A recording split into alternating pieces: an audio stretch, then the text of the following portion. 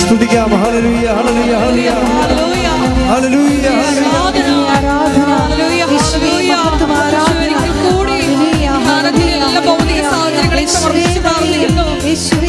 എല്ലാ ശുശ്രൂഷ മേഖലകളെ സമർപ്പിച്ചു പ്രാർത്ഥിക്കുന്നു. എല്ലാ നിർമ്മാണ പ്രവർത്തനങ്ങളെ സമർപ്പിച്ചു പ്രാർത്ഥിക്കുന്നു. മിഷൻ മേഖലകളെ സമർപ്പിച്ചു പ്രാർത്ഥിക്കുന്നു. എല്ലാ മേഖലകളിലും ആത്മാവിന്റെ വലിയ അഭിഷേകം ഉണ്ടാകുവാനുള്ള കൃപയ്ക്ക് വേണ്ടി പ്രാർത്ഥിക്കുന്നു. ഹല്ലേലൂയ ഹല്ലേലൂയ മഹത്വം ആരാധന ആരാധന. ഹല്ലേലൂയ. സന്നിധിയിൽ വസിച്ചോട്ടെ, പാദങ്ങൾ ചുംബിച്ചോട്ടെ.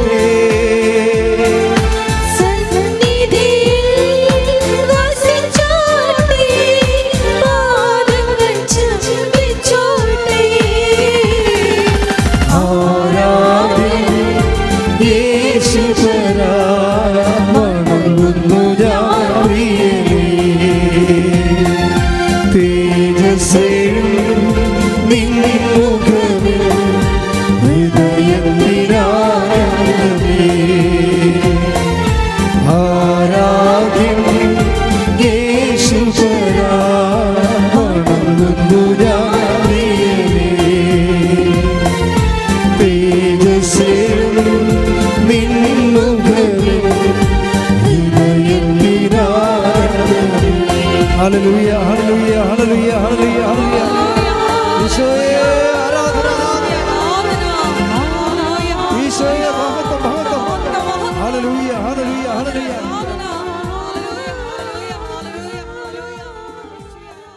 പരിശുദ്ധ പരമദിവ്യകാരുണ്യത്തിന് നേരവും ആരാധനയും സ്തുതിയും പുകഴ്ചയും ഉണ്ടായിരിക്കട്ടെ. ഇരിക്കുക. കർത്താവിൻ്റെ തിരുസന്നിധിയിലെ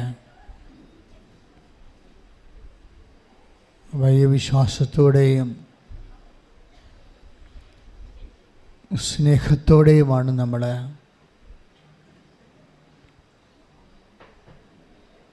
ആരാധനയിലേക്ക് എത്തിച്ചേർന്നിരിക്കുന്നത്.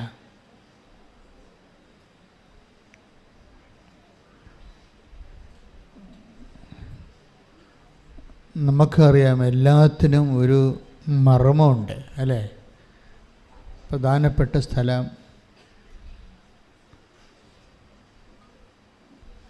അതുപോലെ തന്നെ ആരാധനയ്ക്കും ദൈവാനുഭവത്തിനുമൊക്കെ ഒരു മർമ്മമുണ്ട്. ഈ മർമ്മം ചിലർക്ക് പെട്ടെന്ന് പിടികിട്ടും. പരിശുദ്ധാത്മാവിൻ്റെ ഒരു വലിയ അഭിഷേകമാണ്. ഈ മർമ്മം പിടികിട്ടിയാൽ കഴിഞ്ഞാൽ പിന്നെ നമുക്കറിയാം, ഒരു അണുവെടുത്താൽ തന്നെയും അല്ലെങ്കിൽ ഒരു കോശമെടുത്താലും എല്ലാത്തിനും ഒരു ന്യൂക്ലിയസും അതുപോലെ കേന്ദ്രബിന്ദുവൊക്കെ ഉണ്ട്. അതാണ് അതിൻ്റെ ഊർജ്ജസ്ഥാനം. ഈ ഉടമ്പടിയായാലും ഉടമ്പടിയുടെ ഊർജ്ജസ്ഥാനമുണ്ട്. ആ ഊർജ്ജസ്ഥാനം വെളിപ്പെട്ട് കിട്ടിയാൽ നമ്മൾ പിന്നെ ഒത്തിരി അലയേണ്ടി വരത്തില്ല. ഞാൻ ഇങ്ങനെ പറയാൻ കാര്യം, കഴിഞ്ഞ ദിവസം ഇവിടെ സുമംഗല എന്ന് പറഞ്ഞൊരു ചേച്ചി സാക്ഷ്യം പറഞ്ഞായിരുന്നു. അപ്പോൾ പത്തനംതിട്ടക്കാരത്തിയാണ്. സുമംഗല ആദ്യ ദിവസം ഇവിടെ വന്ന് മാതാവിനെക്കുറിച്ചൊക്കെ കേട്ട് ഇവിടെയൊക്കെ വന്ന് കണ്ട് എല്ലാമൊക്കെ മനസ്സിലാക്കി ആൾ പോയി. പിറ്റേ ദിവസം ഇവർ വരും. ഇവർക്ക് 5-6 പ്രശ്നങ്ങളാണ് ജീവിതത്തിൽ. പിറ്റേ ദിവസം വരുമ്പോഴേ ഇതിൻ്റെ ഊർജ്ജസ്ഥാനം, ഉടമ്പടിയുടെ ഊർജ്ജസ്ഥാനം ദൈവം ഇവർക്ക് പറഞ്ഞു കൊടുത്തു. അപ്പോൾ ഉടനെ ഉടമ്പടിയിൽ ആദ്യം തന്നെ അവരെഴുതി, ആദ്യ നിയോഗത്തിൽ, അമ്മേ എൻ്റെ വിഷയങ്ങളൊക്കെ പോട്ടെ, അമ്മയുടെ പ്രത്യക്ഷീകരണത്തിൻ്റെ സാക്ഷിയായി എന്നെ ഉയർത്തണമേ. Praise the Lord. അതാണ് ഊർജ്ജസ്ഥാനം. അവർ ഒരു നോൺ ക്രിസ്ത്യനാണ്, പക്ഷേ ആദ്യ ദിവസം വന്ന് എല്ലാം കണ്ട് മനസ്സിലാക്കി പോയപ്പോൾ പരിശുദ്ധാത്മാവ് ഉടമ്പടിയുടെ ഊർജ്ജസ്ഥാനം പറഞ്ഞു കൊടുത്തു. അതുകൊണ്ടുള്ള ഗുണം എന്താണെന്നറിയോ? ബാക്കി ഇവരുടെ 5 കാര്യങ്ങളും പെട്ടെന്ന് നമ്മൾ കവളാസ് പൊട്ടണ പോലെ പടപടാന്ന് പൊട്ടി മാറുകയും. ഇതറിയാതെ എൻ്റെ IELTS, എൻ്റെ വസ്തു വിൽപ്പന, എൻ്റെ മക്കളുടെ കല്യാണമെന്നും പറഞ്ഞിരുന്ന ഈ ജന്മത്ത് ഈ സാധനം കിട്ടത്തില്ല. എപ്പോഴും നമ്മൾ ശ്രദ്ധിക്കേണ്ട വിഷയമാണിത്. മരമറിയാതെ ഇങ്ങനെ കൊടിയിട്ട ആൾക്കാർ ഇങ്ങനെ നടക്കണ കാണാം. ഇത് ഹോൾ ബൈബിൾ നമ്മളെടുത്താലും അതിൻ്റെ ഊർജ്ജസ്ഥാനം എന്താ? കർത്താവിൻ്റെ പുനരുദ്ധാനമാണ്, ക്രിസ്തുവിൻ്റെ പുനരുദ്ധാനമാണ്. ഇപ്പം നടപടി പുസ്തകത്തിൻ്റെ 1:8 വായിച്ച് സ്തുതിക്കട്ടെ. ഹല്ലേലൂയ, യേശുവേ നന്ദി, ഹല്ലേലൂയ, ഹല്ലേലൂയ, ഹല്ലേലൂയ. അപ്പോസ്തലപ്രവർത്തനങ്ങൾ 1:8. നടപടി പുസ്തകം 1:8. എന്നാൽ പരിശുദ്ധാത്മാവ് നിങ്ങളുടെ മേൽ വന്നു കഴിയുമ്പോൾ, എന്നാൽ പരിശുദ്ധാത്മാവ് നിങ്ങളുടെ മേൽ വന്നു കഴിയുമ്പോൾ നിങ്ങൾ ശക്തി പ്രാപിക്കും. ശക്തി പ്രാപിക്കും. ജെറുസലേമിലും യൂദയാ മുഴുവനിലും സമരിയായിലും ഭൂമിയുടെ അതിർത്തികൾ വരെയും നിങ്ങൾ എനിക്ക് സാക്ഷികളായിരിക്കുകയും ചെയ്യും. അപ്പം അതാണ് ദൈവിക ലക്ഷ്യം. നമ്മൾ ആദ്യമേ പ്രാർത്ഥിക്കേണ്ടത്, കർത്താവേ നിൻ്റെ പുനരുത്ഥാനത്തിൻ്റെ സാക്ഷികളായി എന്നെ ഉയർത്തണമെന്നാണ്. ശരിക്കും ഒന്ന് പ്രാർത്ഥിച്ചേ. കർത്താവേ എൻ്റെ ജീവിതത്തിൻ്റെ പ്രതികൂല കാലാവസ്ഥയെ നിന്റെ കരം ഗ്രഹിച്ച് ഞാനീ കടല് നീന്തുന്ന കാലങ്ങളിലെ ഒക്കെയും എൻ്റെ കർത്താവേ നിന്റെ പീഡാനുഭവത്തിൻ്റെയും നിന്റെ തിരുമരണത്തിൻ്റെയും നിന്റെ തിരുഉദ്ധാനത്തിൻ്റെയും സ്വർഗം അംഗീകരിക്കുന്ന സാക്ഷിയായി എന്നെ ഉയർത്തണമേ. ശ്രദ്ധിക്കട്ടെ. ഹല്ലേലൂയ, ഉടമ്പടിയെടുത്തിട്ടുള്ള ഞങ്ങളെല്ലാവരെയും പരിശുദ്ധ അമ്മയുടെ പ്രത്യക്ഷീകരണത്തിന്റെ സാക്ഷികളാക്കി ഉയർത്തണമേ. ഹല്ലേലൂയ, പുനരുത്ഥാനത്തിന്റെ സാക്ഷികളാക്കണമേ.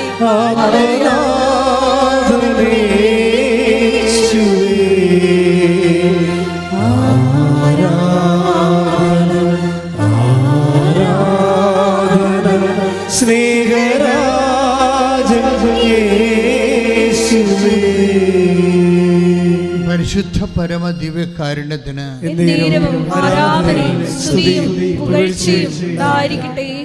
ഈശോയാണെങ്കിൽ ഈ സാക്ഷ്യം കേട്ട് സന്തോഷിക്കുന്ന ഒരാളാണ്. ബൈബിളിലെ നല്ല പ്രസന്നമായ ഭാവം ഈശോയുടേത്.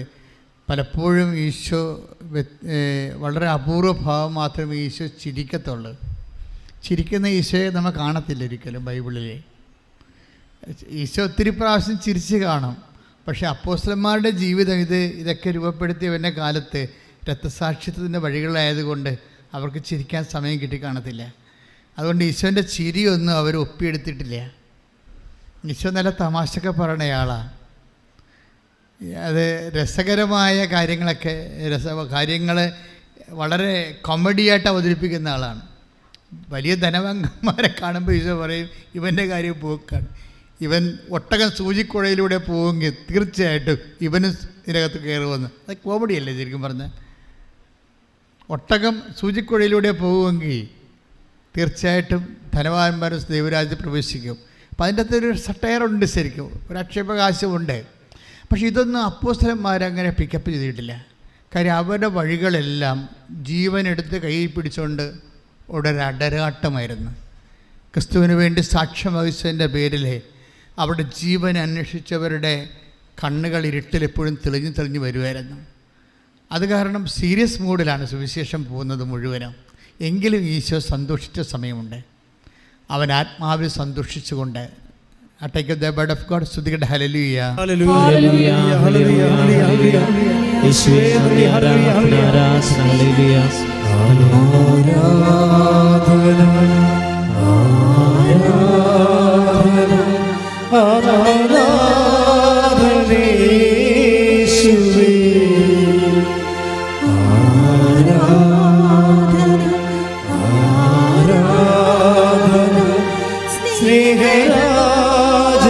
യേശുവേ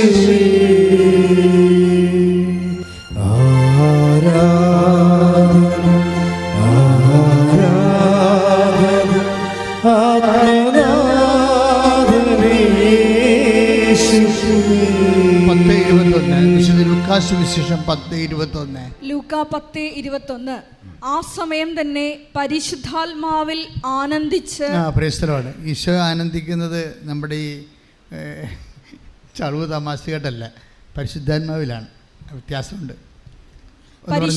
പരിശുദ്ധാത്മാവിൽ ആനന്ദിച്ച് അവൻ പറഞ്ഞു, ആ സമയം തന്നെ അവൻ പരിശുദ്ധാത്മാവിൽ ആനന്ദിച്ചു പറഞ്ഞു. ഇനി എന്താ പറഞ്ഞെന്ന് കേട്ടെ?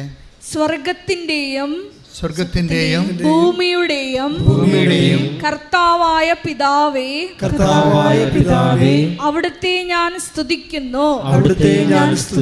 എന്തെന്നാൽ അങ്ങ് ഇവ ജ്ഞാനികളിൽ നിന്നും ബുദ്ധിമാന്മാരിൽ നിന്നും മറച്ചു വെക്കുകയും ശിശുക്കൾക്ക് വെളിപ്പെടുത്തുകയും ചെയ്തു.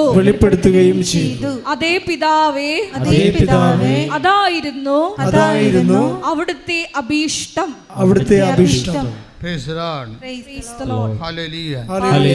ഇതൊരു വളരെ സന്തോഷത്തിന്റെ മൂഡില് ആണ് ഈ സുവിശേഷത്തിന്റെ ഭാഗം പോകുന്നത്. സുവിശേഷ ഭാഗം സന്തോഷത്തിൻ്റെ മൂഡിൽ പോയാലും സന്തോഷമെന്ന് അങ്ങനെ പറയാറില്ല. പക്ഷെ ഇവിടെ സന്തോഷമെന്ന് ഇത് മുഴുവനും ഒരു നല്ല സന്തോഷത്തിൻ്റെ മൂഡിലാണ് അത് പോകുന്നത്. ഉദാഹരണത്തിന് നമ്മൾ 10:17 എടുത്തേ, വിശുദ്ധ ലൂക്ക 10:17. ലൂക്ക 10:17. 72 പേരും സന്തോഷത്തോടെ തിരിച്ചു വന്ന് പറഞ്ഞു. അവിടെ സന്തോഷം കണ്ട. 72 പേരും സന്തോഷത്തോടെ തിരിച്ചു വന്ന് പറഞ്ഞു, കർത്താവേ, നിന്റെ നാമത്തിൽ പിശാചുക്കൾ പോലും ഞങ്ങൾക്ക് കീഴ്പ്പെടുന്നു. സാക്ഷ്യം പറഞ്ഞാണ് അവര്. സാക്ഷ്യം കേട്ടാണ് സന്തോഷിക്കുന്നത്. നിങ്ങളൊക്കെ സാക്ഷ്യം പറയുമ്പോൾ ഈശോ സന്തോഷിക്കുന്നുണ്ട്. ശരിക്കും പറഞ്ഞാൽ അപ്പോസ്തലന്മാരെ പറഞ്ഞു വിട്ടിട്ട് സുവിശേഷ വേലക്ക് ഉടമ്പടി എടുക്കുമ്പോൾ നമുക്ക് 3 കാര്യങ്ങളില്ലേ? എന്തൊക്കെയാണ്? പ്രത്യക്ഷീകരണ പ്രാർത്ഥന, അമ്മയുടെ പ്രത്യക്ഷീകരണത്തിൻ്റെ സാക്ഷിയാക്കാൻ പ്രത്യക്ഷീകരണ പ്രാർത്ഥന, പിന്നെ എല്ലാം കർത്താവിൻ്റെ പുനരുദ്ധാനത്തിൻ്റെ സാക്ഷിയാകാൻ വേണ്ടി കർത്താവിനെ അറിയാത്തവരെ അറിയിക്കുന്നു സുവിശേഷ വേല. പിന്നെ എന്താ? ജീവകാരുണ്യ പ്രവർത്തനങ്ങൾ. അതും സുവിശേഷത്തിൻ്റെ സ്നേഹത്തിൻ്റെ സാക്ഷികളാണ്. ഇതിനു വേണ്ടിയാണ് ഈ ഉടമ്പടിക്കാർ പോകുന്നത്. ഉടമ്പടിക്കാർ തിരിച്ചു വന്നിട്ടാണ് അവർ സാക്ഷ്യം പറയണത്. അപ്പോഴും നമ്മളെല്ലാം കൈയടിക്കും. സിസ്റ്ററും അച്ഛനും ഒക്കെ സാക്ഷ്യം പറയുമ്പോൾ നിങ്ങൾ കൈയടിക്കത്തില്ല, അറിയാതെ തന്നെ കൈയടിക്കും, സന്തോഷം കൊണ്ടാണ്. ഇത് തന്നെ സുവിശേഷ കാലത്ത് സംഭവിച്ചതാണിത്. ആ സന്തോഷം ഇങ്ങനെ തുടരുകയാണ്. എന്നെല്ലാം ദൈവം തൻ്റെ മനുഷ്യനെ സന്ദർശിക്കുന്നു, അപ്പോഴെല്ലാം മനുഷ്യന് സന്തോഷമുണ്ടായിട്ട് അവൻ സന്തോഷിച്ച് കൈയടിക്കും. എന്താ കാരണം വെച്ച് കഴിഞ്ഞാൽ ഈ സാക്ഷ്യം കേൾക്കുമ്പോഴാണ് ശരിക്കും ഈശോയ്ക്ക് സന്തോഷം ഉണ്ടാകുന്നത്.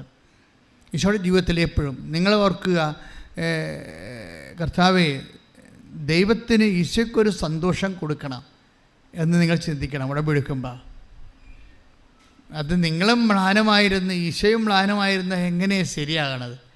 അപ്പം നിങ്ങൾക്കൊരു ദൈവാനുഭവം കിട്ടിക്കഴിയുമ്പോൾ നിങ്ങളത് 10 മനുഷ്യരോട് പറയുമ്പോൾ ദൈവത്തെക്കുറിച്ച് ആൾക്കാർ കേൾക്കുമ്പോൾ അവർക്ക് മാനസാന്തരം ഉണ്ടാകുമ്പോൾ ദൈവത്തിനത് സന്തോഷമാണ്. പ്രാർത്ഥിക്കുക, കർത്താവായ ദൈവമേ, എനിക്കുണ്ടാകുന്ന ദൈവാനുഭവങ്ങളിലെ മനുഷ്യനുണ്ടാകുന്ന മാനസാന്തരങ്ങളിലെ ദൈവത്തിനുണ്ടാകുന്ന സന്തോഷത്തിന്റെ ഉപകരണമാക്കി എന്നെ മാറ്റണമേ. ശ്രദ്ധിക്കട്ടെ.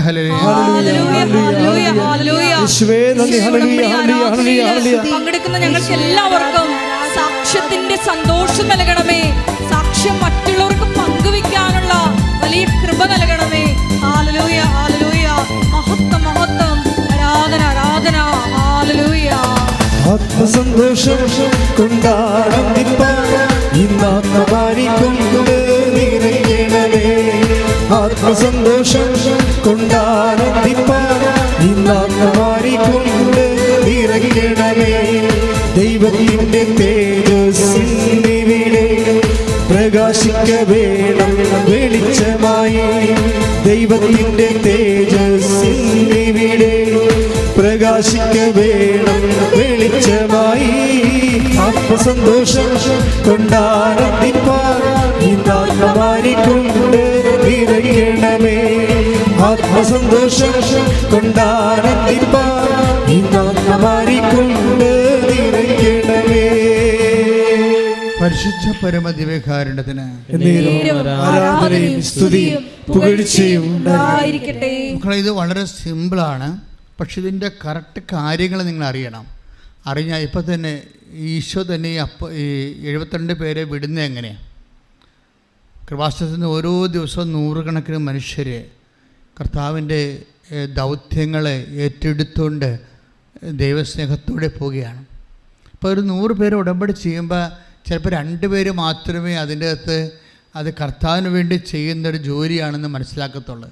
അല്ലാത്തവരൊക്കെ എൻ്റെ മകളെ കെട്ടിക്കണം, അല്ലെങ്കിൽ എൻ്റെ വസ്തു വിൽക്കണം, ആ വിഷയത്തിലാണ് നിങ്ങൾ എല്ലാവരും കൂടുതൽ പ്രാധാന്യം. അതുകൊണ്ടാണ് ഇത് ലാഗ് ചെയ്യാൻ കാരണം. ദൈവത്തിനൊരു പറയും, ഇപ്പോൾ നിങ്ങളെ വസ്തു വിട്ടിട്ട് ദൈവത്തെ എന്ത് കാണിക്കാനാണ്? ഒന്നുമില്ല. അപ്പോൾ നിങ്ങൾ ബുദ്ധി ഉണ്ടെങ്കിൽ ചിന്തിക്കണം, ഇത് ദൈവത്തെ എന്തെങ്കിലും പ്രയോജനമുണ്ടേ? ദൈവം നിങ്ങളെ അനുഗ്രഹിക്കുകയും ചെയ്യണം. നിങ്ങളുടെ വസ്തു വിറ്റിട്ട് ദൈവത്തിന് എന്ത് കാണിക്കുക? നിങ്ങൾക്ക് PR കിട്ടിയിട്ട് ദൈവത്തിന് എന്താ? ഒരു കാര്യമില്ല. അപ്പം തന്നെ ചെയ്യണം, ദൈവത്തിന് പ്രയോജനമുള്ള വ്യക്തികളായിട്ട് മാറണം. ഇതാണ് എൻ്റെ എളുപ്പം. 10 കൊല്ലമൊക്കെ കൊണ്ട് ഈ എൻ്റെ മക്കളെ ഞാൻ സത്യമായിട്ട് എൻ്റെ ടൈം ഷോർട്ടനിങ് ഇരിക്കണത് എപ്പോഴാണ്? ഇതിൻ്റെ കറക്റ്റ് ഊർജ്ജസ്ഥാനം അറിയുമ്പോഴാണ്. എന്താണ് ദൈവത്തിന് ഇതുകൊണ്ട് എന്ത്? ഞാൻ ഈ ഉടമ്പടി എടുക്കുന്നതിലൂടെ ദൈവത്തിന് എന്താണ് പ്രയോജനം എന്നാണ് നിങ്ങൾ ധ്യാനിക്കേണ്ടത്. അപ്പോൾ തീർച്ചയായിട്ടും നിങ്ങൾക്ക് മനസ്സിലാകും. എന്താ കാര്യം, ഈ വലിയൊരു പ്രോജക്റ്റിന് ഞാനൊക്കെ അച്ഛനായപ്പോൾ ആദ്യമേ തന്നെ മിഷണറിയായി. അതെന്താ വെച്ച് കഴിഞ്ഞാൽ എൻ്റെ മനസ്സ് ഈശോ ആദ്യമേ തന്ന കാര്യം അതാണ്. കർത്താവിനെ അറിയാത്തവരെ അറിയിക്കണം, അറിഞ്ഞവരെ ആഴപ്പെടുത്തണം. എന്താ കാര്യം? പിന്നീട് എന്താ കാര്യമെന്ന് ഈശോനോട് പറഞ്ഞായിരുന്നു. അച്ഛനായി 10-15 കൊല്ലം കഴിഞ്ഞപ്പോഴെന്നോട് പറഞ്ഞു, ഞാനിനി ഒത്തിരി ഇപ്പം ചില പറയേ നല്ല മുതൽ മുടക്കുണ്ട് മകനെ ഇതിൻ്റെ അകത്തുനിന്ന്. ഞാൻ ഒത്തിരി എൻ്റെ നമുക്കറിയാമല്ല, പ്രകൃതിയ ദൈവമായിരിക്കവേ നല്ല സ്റ്റാറ്റസിൽ ജീവിച്ച ആളല്ലേ. നല്ല സ്റ്റാറ്റസ് വെടിഞ്ഞ് പ്രകൃതിയ ദൈവമായിരിക്കവേ ദൈവത്തോടുള്ള സമാനത മൃഗപ്പിടിക്കേണ്ട കാര്യമായി അവൻ പരിഗണിക്കാതെ ദാസനായി. നല്ല ഇൻവെസ്റ്റ്മെൻറ്റാണ്. കുരിശുമരണത്തോളം തന്നെ താഴ്ത്തി. കണ്ടാ, ഇത്രയും മുതൽ മുടക്കുക, ജീവന് തുല്യം മുതൽ മുടക്കാൻ കർത്താവിൻ്റെ വിശുദ്ധമായ രക്തം.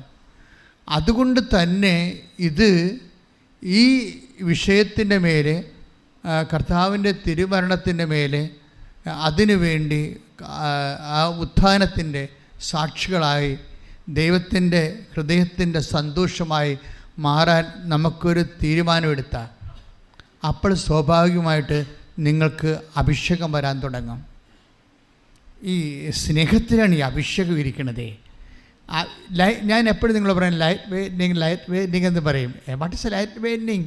എന്താണ് ഭാരലഘുത്വം? എന്താണ് ഒരു ഭാരം ലഘുവാകണത്? എങ്ങനെയാണ് ഭാരം ലഘുവാകണത്? എപ്പോഴും അതിൻ്റെ കണ്ടൻറ്റ് അതെപ്പോഴാണ് നമുക്കൊരു ഭാരം ലഘുവായി വരുമ്പോഴാണ് നമുക്ക് ആളിന് അഭിഷേകം കിട്ടിയെന്ന് മനസ്സിലാകണത്.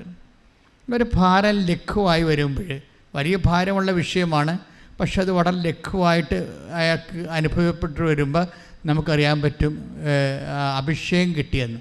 അപ്പോൾ അതറിയണമെങ്കിലേ മക്കെദോനിയ 2 കൊറിന്ത്യൻസ് 2 കൊറിന്ത്യൻസ് 8-9 വായിച്ചേ. ശ്രുതികട ഹല്ലേലൂയ ഹല്ലേലൂയ ഹല്ലേലൂയ ഹല്ലേലൂയ ഹല്ലേലൂയ.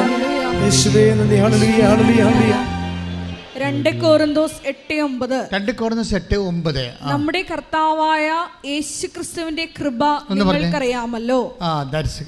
സബ്ജക്റ്റ് എന്താ? വാട്ട് സബ്ജക്റ്റ് എന്ന് പറഞ്ഞാൽ നമ്മുടെ കർത്താവായ യേശുക്രിസ്തുവിന്റെ കൃപ നിങ്ങൾക്കറിയാമല്ലോ. അവൻ സമ്പന്നനായിരുന്നിട്ടും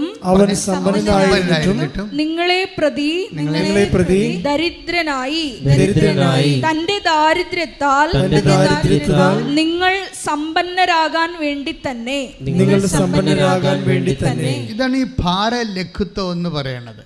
ഉടമ്പടി സംഭവിക്കുന്ന സംഭവമാണ്. അതിൻ്റെ തത്വം അറിയാം, ഭാരലഘുത്വത്തിൻ്റെ തത്വം അറിയണം. എന്നുവെച്ചാൽ നിങ്ങൾക്കൊരു വിഷയം, ഇപ്പം നിങ്ങൾക്ക് ഒരു ഇപ്പോൾ വൈഫും ഹസ്ബൻഡോട്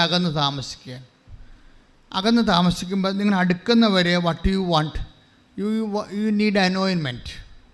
അല്ലെങ്കിൽ നിങ്ങൾ ഉത്കണ്ഠപ്പെട്ട് പല വിഷം എടുത്ത് തന്നെയൊക്കെ ചെയ്യും. അതല്ല, മറിച്ച് ഒരു ഹസ്ബൻഡ് വൈഫ് അകന്നിരിക്കുകയും അവരെ അടുക്കുന്നവരെ വാട്ട് യു നീഡ് അനോയിൻമെൻറ്റ്. അതെല്ലാം അങ്ങനെയാണ്. ഇപ്പോൾ ഒരു ജോലി കിട്ടണം, നമുക്ക് ജോലി വേണം, ജോലി കിട്ടിയിട്ട് വേണം നമുക്ക് കല്യാണം കഴിക്കാൻ, ജോലി കിട്ടിയിട്ട് വേണം വീട് വെക്കാൻ. അപ്പോൾ ഇറ്റ് വിൽ ടേക്ക് ടൈം, അതിനൊരു സമയമെടുക്കും. അത് കിട്ടണവരെ വാട്ട് യു നീഡ്, നിങ്ങൾക്ക് എന്താ വേണ്ടത്? അനോയിൻമെൻറ്റാണ് വേണ്ടത്. എന്നുവെച്ചാൽ അഭിഷേകം. അഭിഷേകം എങ്ങനെ ഉണ്ടാകും എന്ന് നിങ്ങൾ അറിയണം. ഇപ്പം തന്നെ ഈശോ എന്താ ചെയ്തത്?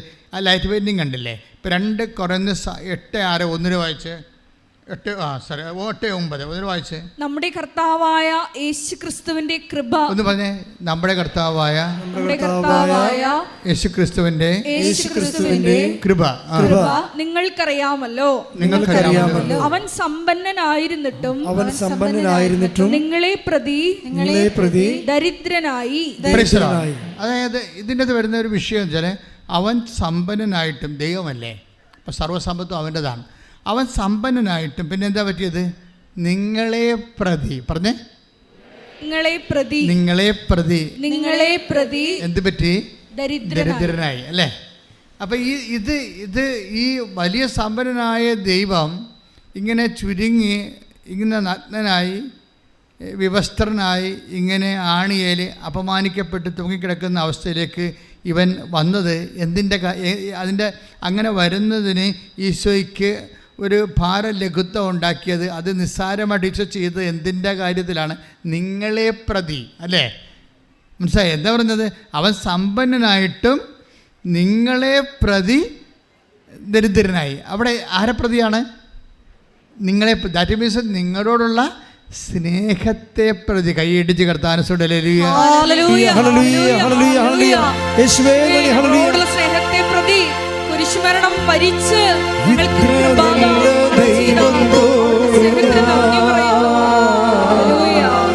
എന്തു ചെയ്തു നന്ദി ചൊല്ലിടും എന്റെ കൊച്ചു ജീവിതത്തെ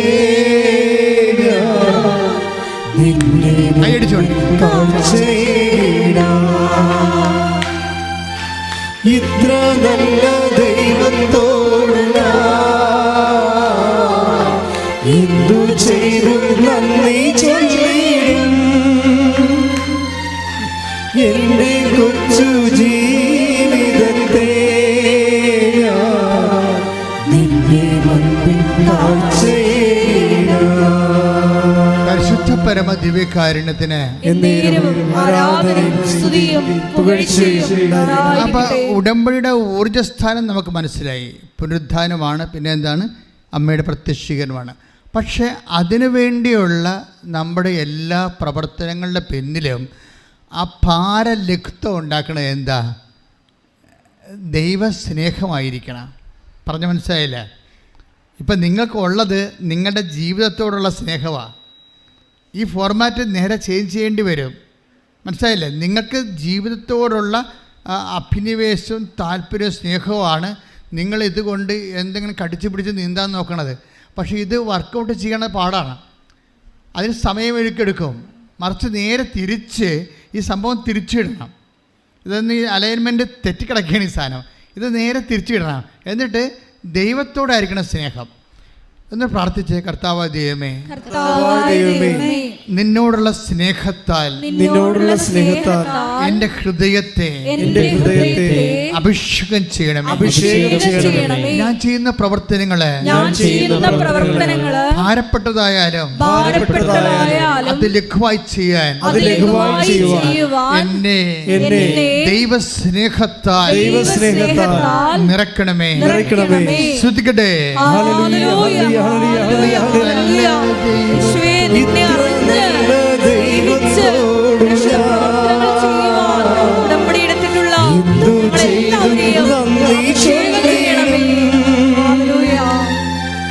എന്റെ കൊച്ചു ജീവിതത്തെ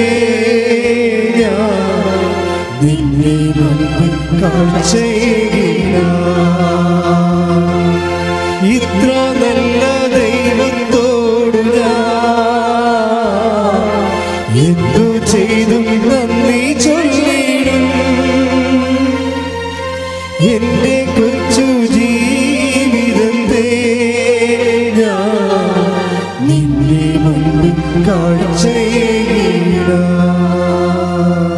ഇപ്പോഴുണ്ടല്ലോ, ഇപ്പോൾ ഈ ആയുർവേദ വൈദ്യന്മാരില്ലേ, നമ്മുടെ രാജ്യം ആയുർവേദത്തിൻ്റെ രാജ്യമാണ്.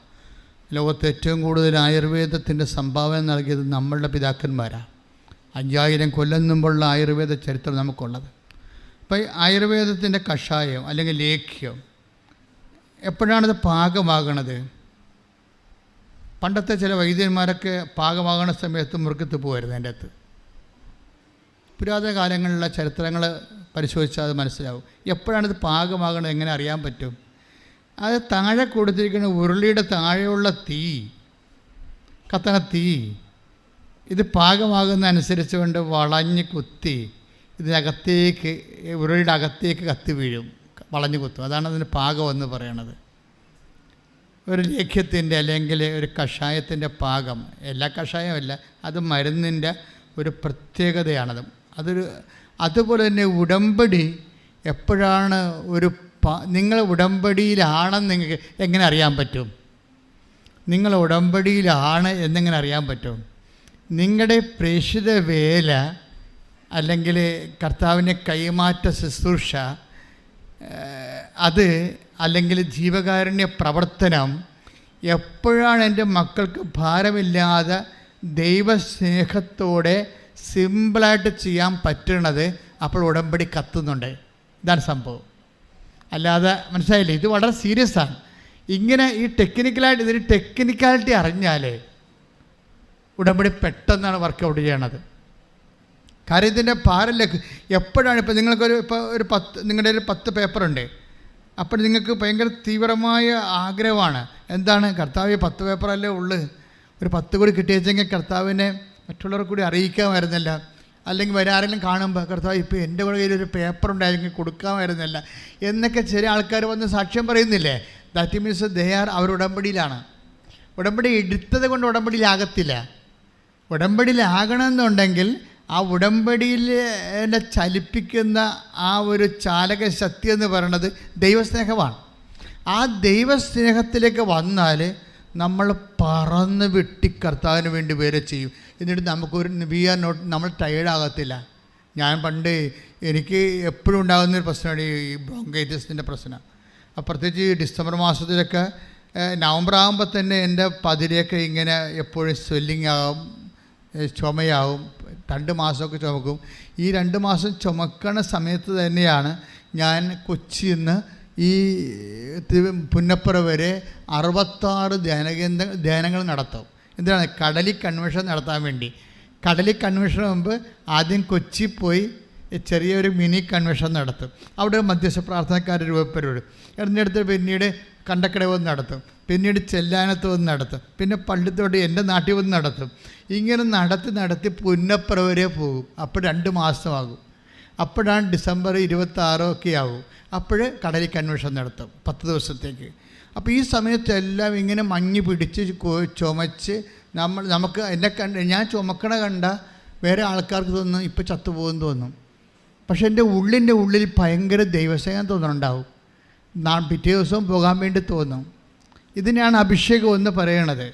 ഞാൻ എന്തെങ്കിലും നിങ്ങളോട് പറയുന്നുണ്ടെങ്കിൽ ആ ഒരു പാഠം പഠിച്ചു തീർന്നിട്ട് പറയുന്നതാണത് ശരിക്കും.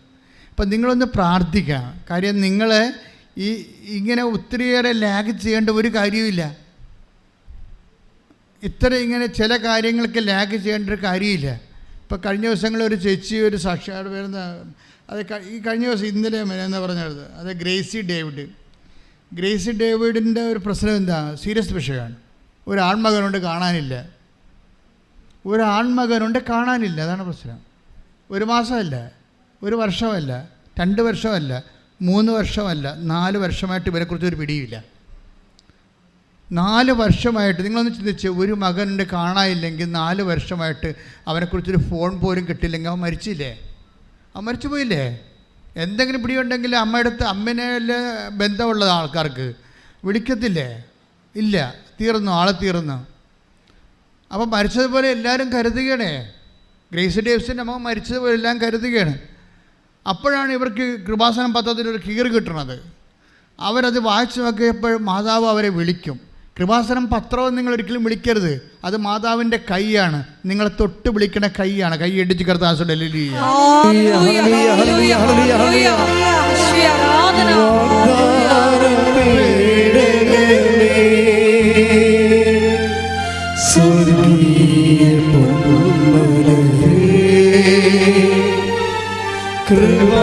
കൃപാസനത്തിൻ്റെ അമ്മേ പ്രസാദവരമാതാവേ വാഗ്ദാനപീഠകമേ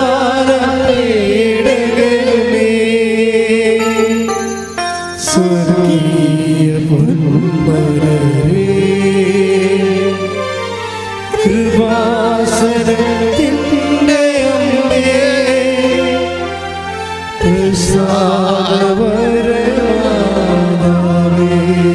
പരിശുദ്ധ പരമദിവ്യകാരുണ്യത്തിന് ആരാധനയും സ്തുതിയും പുകഴ്ചയും ഉണ്ടായിരിക്കട്ടെ. അപ്പോൾ അവരിത് കിട്ടിയ ഉടനെ പാഞ്ഞ് ഇവിടെ വന്ന് പെട്ടെന്ന് ഒരു ഉടമ്പടി എടുത്ത്, അവരുടെ പ്രശ്നം ഒന്നേ ഉള്ളൂ. 6 പ്രശ്നമൊന്നും അവർക്കില്ല. എന്താണ്? മരിക്കണമാകുമ്പോൾ മകനെ കാണണം, അത്ര പ്രശ്നമുള്ളൂ. അവരമ്മയോട് പറഞ്ഞു, അമ്മേ ഞാൻ മരിക്കണമാകുമ്പോൾ എൻ്റെ മകനെ കാണണം അമ്മേ എന്ന് പറഞ്ഞിട്ട് അത്രയും പറഞ്ഞിട്ട് പോവുകയാണ്. ഇവർ പല പ്രാവശ്യം അച്ഛനെ കാണണം ഇവിടെ വന്നിട്ടുണ്ട്. പക്ഷേ അവർക്ക് ഇവിടുത്തെ തിരക്ക് കൊണ്ടാണ്. അതിനേക്കാൾ സീരിയസ് ആയിട്ട് 4 കൊല്ലമായിട്ട് കാണാത്ത മകൻ ചിലപ്പോൾ ഓഫീസിൽ വിചാരിച്ച് കാണും, മരിച്ചു പോയി കാണുമെന്ന് വിചാരിച്ച് കാണും. അതെങ്ങനെ അമ്മനോട് പറയണത്? അച്ഛൻ്റെ വന്നാലും റിസൾട്ട് അതല്ലേ എന്നൊക്കെ വിചാരിച്ചുകൊണ്ട് അവരതിനേക്കാൾ cancer 4th stage, kidney 4th stage അതൊക്കെ എടുത്ത് നോക്കുമ്പോൾ ഇവർക്ക് കിട്ടത്തില്ല ചീട്ട്. പക്ഷേ ഇവർക്ക് ഒരു ദിവസം ഇവരോട് യൂട്യൂബിലൂടെ എന്നെ ചേർത്ത് അമ്മ പറയും, അതായത് നീ അച്ഛനെ കാണേണ്ട കാര്യമില്ല, അമ്മയെ കണ്ടാൽ മതി എന്ന് പറയും. അച്ഛനെ കാണേണ്ട കാര്യമില്ല, അത് ഇവർക്ക് അഭിഷേകമായിട്ട് കിട്ടും, ഇവരുടെ ചങ്കിലിക്കൊള്ളൂ. അച്ഛനെ കാണേണ്ട കാര്യമില്ല, അമ്മയെ കണ്ടാൽ മതിയല്ല എന്ന്.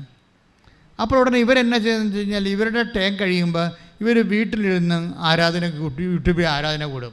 ഗ്രേസി ഡേവിഡ് തൃശ്ശൂർക്കറിയാം, ഈ ദിവസങ്ങൾ നടന്ന സാക്ഷ്യമാണ്. അപ്പോൾ വീട്ടിലിരുന്ന് ആരാധന കൂടും. ആരാധന കൂടുമ്പോൾ ആരാധനയിൽ പ്രാർത്ഥനയുടെ സമയത്ത് ഈശോ മെസ്സേജ് പറയും. ഈശോ പറയും, നിങ്ങളുടെ കുടുംബത്തിൽ നിന്ന് ഇറങ്ങിപ്പോയവർ തിരിച്ചു വന്നുകൊണ്ടിരിക്കുന്നതെന്ന് പറയും.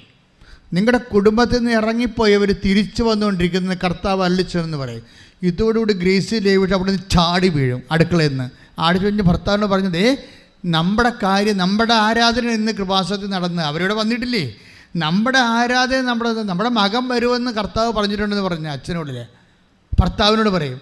അവിടെ അതായത് അതോടുകൂടി തന്നെ പിറ്റേ ദിവസം ഇവരെ അവിടെ മകൻ വിളിക്കും. സ്തുതിക്കട്ടെ, ഹല്ലേലൂയ.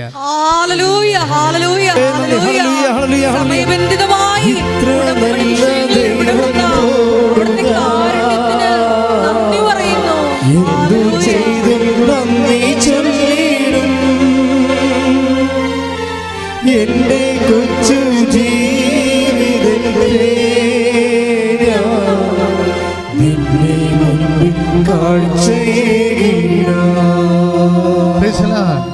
ആ പിറ്റേ ദിവസം തന്നെ വീട്ടിൽ വരും. നോക്കിയേ, ഒരു വിഷയം പോണ പൊക്കം ഉണ്ടല്ലേ, എത്ര സ്പീഡാണ്.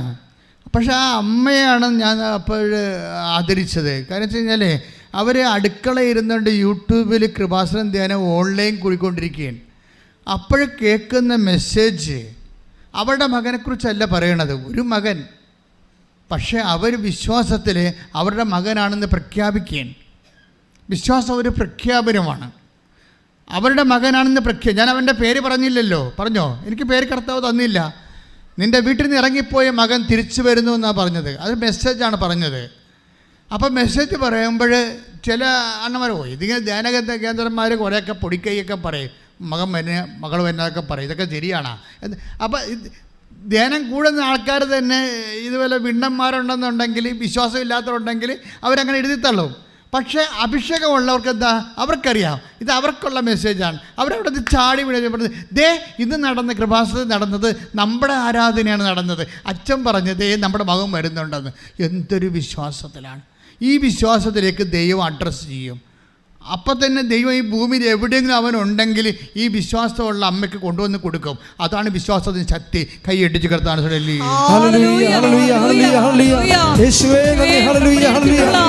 എല്ലാവരുടെയും വിശ്വാസം വർദ്ധിപ്പിക്കണമേ, ദൈവ സ്നേഹം വർദ്ധിപ്പിക്കണമേ.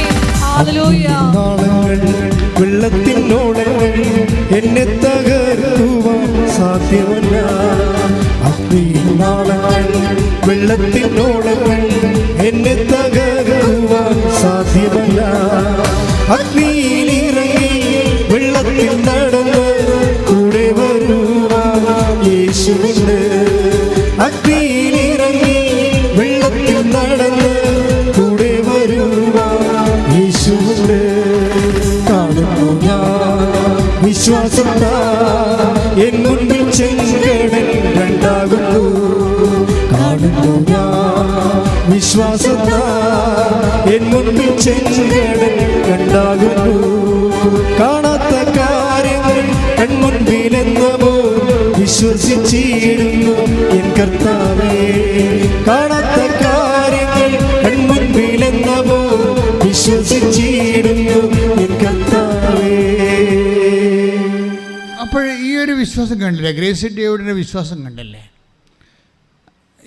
ഈ വിശ്വാസം തന്നെ ചില സമയത്ത് ഇപ്പോൾ ഗ്രേസി ഡേവിഡ് ഇത്രയും വിശ്വസിച്ച് മകനെ കിട്ടിയെന്ന് വിചാരിച്ചല്ല, മകനെ കിട്ടിയല്ലോ. എങ്കിലും വിശ്വാസം അപകട മേഖലയിലാണ്. ഒരിക്കലും നമുക്ക് വിശ്വാസം കിട്ടിയെന്ന് പറഞ്ഞാൽ, കഴിഞ്ഞ പ്രാവശ്യം എങ്ങനെ ധ്യാനം അവസാനിച്ചത്? ഒരിക്കൽ പ്രകാശം ലഭിച്ചവർ വീണു പോയാൽ, അല്ലേ? നമ്മൾ ഹെബ്രായർ 4:6 വായിച്ച് ശ്രുതികട്ടെ. ഹല്ലേലൂയ, ഹല്ലേലൂയ, ഹല്ലേലൂയ, ഹല്ലേലൂയ, ഹല്ലേലൂയ, ഹല്ലേലൂയ. യേശുവേ നന്ദി. ഹല്ലേലൂയ, ഹല്ലേലൂയ, ഹല്ലേലൂയ, ഹല്ലേലൂയ, ഹല്ലേലൂയ, ഹല്ലേലൂയ. യേശുവേ നന്ദി, യേശുവേ ആരാധന. 6:4 ശ്രുതികട്ടെ. ഹല്ലേലൂയ, ഹല്ലേലൂയ, ഹല്ലേലൂയ, ഹല്ലേലൂയ.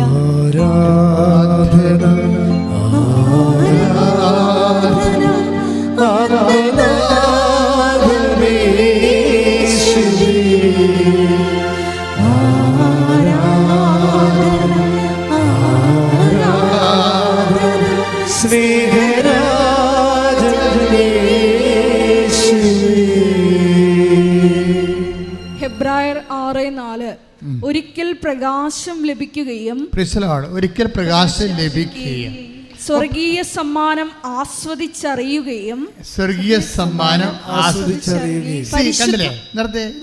ഇത് അതായത് ഇപ്പം ഗ്രേസി ഡേവിഡിൻ്റെ വിഷയം എന്താണ്? ഒരിക്കൽ പ്രകാശം ലഭിക്കുകയും പറഞ്ഞ് ഒരിക്കൽ പ്രകാശം ലഭിക്കുകയും അല്ലെങ്കിൽ ഒരിക്കൽ വിശ്വാസം ലഭിക്കുകയും സ്വർഗീയ സമ്മാനം ആസ്വദിച്ചറിയുകയും ചെയ്തവര്. എന്തെന്നാണ് ദൈവം ഇപ്പം അവളുടെ പ്രാർത്ഥനയ്ക്ക് ഉത്തരം കിട്ടില്ല, മകനെ കൊണ്ടുവന്ന് പിറ്റേ ദിവസം കൊടുത്തില്ലേ? 72 മണിക്കൂറിനുള്ള സംഭവം എല്ലാം ക്ലിയർ ആയില്ലേ? അപ്പം അങ്ങനെ ഒരിക്കൽ പ്രകാശം ലഭിച്ച് വിശ്വാസം ലഭിച്ച് നമ്മുടെ വിശ്വാസത്തിൻ്റെ പ്രാർത്ഥനയ്ക്ക് ഉത്തരം ലഭിച്ചാൽ പിന്നെ അവർ ശ്രദ്ധിക്കേണ്ട കുറേ കാര്യങ്ങളുണ്ട്. എന്താണ് സാക്ഷ്യം പറഞ്ഞവർ പ്രത്യേകം ശ്രദ്ധിക്കണം. വായിച്ചോളൂ. ഒരിക്കൽ പ്രകാശം ലഭിക്കുകയും സ്വർഗീയ സമ്മാനം ആസ്വദിച്ചറിയുകയും ചെയ്തവരെ വീണു പോവുകയാണെങ്കിൽ അവരെ അനുതാപത്തിലേക്ക് പുനരാനയിക്കുക അസാധ്യമാണ്. ഇതാണ് ഉടമ്പടി ശ്രദ്ധിക്കേണ്ട കാര്യം. നിങ്ങൾക്കൊരിക്കൽ സാക്ഷ്യം ലഭിച്ച് വിശ്വാസത്തിൻ്റെ വഴികളിൽ നിങ്ങൾ വന്നാൽ പിന്നെ എന്താണ്? നിങ്ങളത് സംരക്ഷിക്കാൻ ബാധ്യസ്ഥയാണ് ആ വിശ്വാസ നിലവാരം. അല്ലാതെ ഇനി ഒരു വിഷയം ഉണ്ടാകട്ടെ, അപ്പം ഞാൻ വീണ്ടും ഉടമ്പടി എടുത്ത് കാര്യം കണ്ടോളാമെന്ന് വിചാരിച്ചുകൊണ്ട് നിങ്ങൾ നിങ്ങളുടെ വഴികളിൽ വീണ് പോയാൽ പ്രശ്നമാണ്. എന്താണ്? ഒരിക്കൽ പ്രകാശം ലഭിക്കുകയും സ്വർഗീയ സമ്മാനം ആസ്വദിച്ചറിയുകയും ചെയ്തവരെ വിശ്വാസത്തിൽ നിന്ന് വീണു പോയാൽ അവരെ അനുതാപത്തിലേക്ക് നയിക്കുക അസാധ്യം. പിന്നീട് അവർക്ക് കിട്ടത്തില്ലെന്ന്. അത് ഭയങ്കര സീരിയസ് വിഷയമാണ്. അതായത് ഒരിക്കൽ നിങ്ങൾ ദൈവമാണ് തൊട്ടിരിക്കണം, അല്ലാതെ നിങ്ങളുടെ പഞ്ചായത്ത് പഞ്ചായത്ത് പ്രസിഡൻ്റ് അല്ല തൊട്ടത്. അപ്പം ദൈവം നിങ്ങളെ തൊട്ടിട്ട് നിങ്ങൾക്ക് ആ തൊട്ട അനുഭവം കിട്ടിയിട്ട് വീണ്ടും നിങ്ങൾ പാപികളായിട്ട് പഴയ ലോകത്താന്മാരായിട്ട് പോയിട്ട് പിന്നീടൊരു വിഷയം ഉണ്ടാകുമ്പോൾ പിന്നെ ദൈവത്തിൻ്റെ അടുത്ത് വന്ന് അനുഗ്രഹം അടിച്ചു മാറ്റാമെന്ന് വിചാരിച്ചാൽ നടക്കത്തില്ലെന്ന് തന്നെ അന്ന് മാത്രമല്ല, നിങ്ങളുടെ കാര്യത്തിൽ ഇതിനെക്കുറിച്ചൊക്കെ പത്രോസ് പറയണത് അതിനേക്കാൾ ഗതികെട്ട വാക്കാണ്. ശ്രുതികടെ എടുത്തുതരാം. ശ്രുതികടെ ഹല്ലേലൂയ ഹല്ലേലൂയ ഹല്ലേലൂയ ഹല്ലേലൂയ ഹല്ലേലൂയ ഹല്ലേലൂയ ഹല്ലേലൂയ യേശുവേ നന്ദി. ഹല്ലേലൂയ ഹല്ലേലൂയ ഹല്ലേലൂയ ഹല്ലേലൂയ ഹല്ലേലൂയ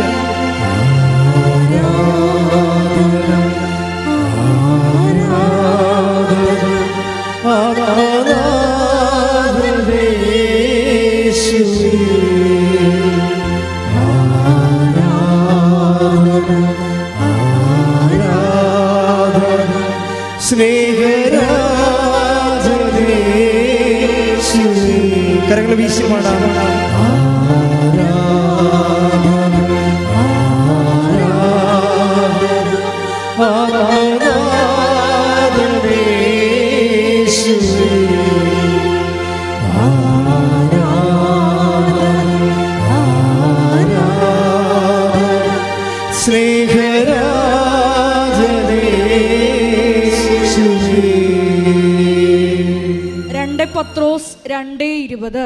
പത്രോസ് 2:20 നമ്മുടെ കർത്താവും രക്ഷകനുമായ യേശുക്രിസ്തുവിനെ കുറിച്ചുള്ള അറിവ് മൂലം. പ്രൈസ് ദി ലോർഡ് എന്ന് പറഞ്ഞ നമ്മുടെ 2:20 നമ്മുടെ കർത്താവും രക്ഷകനുമായ യേശുക്രിസ്തുവിനെ കുറിച്ചുള്ള അറിവ് മൂലം അവർ ലോകത്തിന്റെ മാലിന്യങ്ങളിൽ നിന്ന് രക്ഷ പ്രാപിച്ചതിന് ശേഷം വീണ്ടും അവയിൽ കുരുങ്ങുകയും അവയാൽ തോൽപ്പിക്കപ്പെടുകയും ചെയ്യുന്നെങ്കിൽ അവരുടെ അന്ത്യസ്ഥിതി ആദ്യത്തേതിനേക്കാൾ മോശമായിരിക്കും. ഈ വീണ് പോണ ആൾക്കാരല്ലേ, വിശ്വാസം ഒരിക്കൽ ലഭിച്ചു, അടയാളം കിട്ടി, സാക്ഷ്യം പറഞ്ഞു, പിന്നീട് ഒരിക്കലും അവർ പിന്നീട് പഴയതുപോലെ ആ കാലം കഴിയുമ്പോൾ വീണ്ടും ലോകത്താനായിട്ട് ജീവിച്ചിട്ട് പിന്നീടൊരു പ്രശ്നം ഉണ്ടാകുമ്പോൾ ദൈവത്തിലേക്ക് വന്നാൽ അവരെ ദൈവം വിളിക്കണത് പന്നി എന്നാണ് വിളിക്കണത്.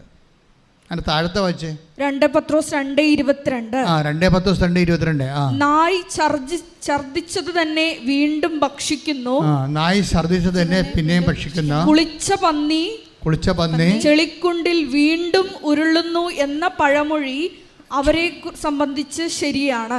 എന്താ പ്രശ്നം വെച്ച് കഴിഞ്ഞാൽ, നിങ്ങളെപ്പോഴും ശ്രദ്ധിക്കും, ഒരിക്കലും ഇപ്പം ഗ്രേസി ഡേവിഡ് അവർക്ക് വിശ്വാസം കണ്ടവരല്ലേ, അവരുടെ ദിവ്യകുർബാനയിൽ നിന്ന് ഈശോ പറഞ്ഞ് അവരുടെ മകൻ വരുന്നുണ്ടെന്ന് അവരത് വിശ്വസിച്ചു. മകൻ വരികയും ചെയ്തു പിറ്റേ ദിവസം. ഇനി ഗ്രേസി ഡേവിഡ് വീണ് പോയാൽ അവളെ നായെന്ന്, പട്ടിയെന്ന്, അല്ലെ പന്നിയെന്ന് വിളിക്കത്തുള്ളൂ ദൈവം. എന്താണ്? നായ ഛർദ്ദിച്ചത് തന്നെ പിന്നെയും തിന്നുന്നു. വീണ്ടും അതായത് ദൈവാനുഗ്രഹം കിട്ടിയിട്ട് പിന്നീട് നമ്മളുടെ താല്പര്യത്തിനനുസരിച്ച് പിന്നെ ചതിയോ വഞ്ചനയോ സെക്സോ മോശമായിട്ടുള്ള ജീവിതമോ മദ്യമോ ഇങ്ങനെയൊക്കെ പലതരത്തിലുള്ള ഏഷണിയോ പരദൂഷണമോ പകയോ വിദ്വേഷമോ ചതിയോ അഹങ്കാരമോ ഇങ്ങനെ ലോകത്താനായിട്ട് പോയി കഴിഞ്ഞാൽ പിന്നെ എന്താ പറയുക, പിന്നീട് അവരെ തിരിച്ച് കൃപയിലേക്ക് കൊണ്ടുവരിക അസാധ്യമാണ്. പിന്നീട് അത് തിരിച്ചു തരത്തില്ല. കാര്യം എന്താണ്? നിങ്ങൾ ദൈവത്തിനെതിരായിട്ടാണ്.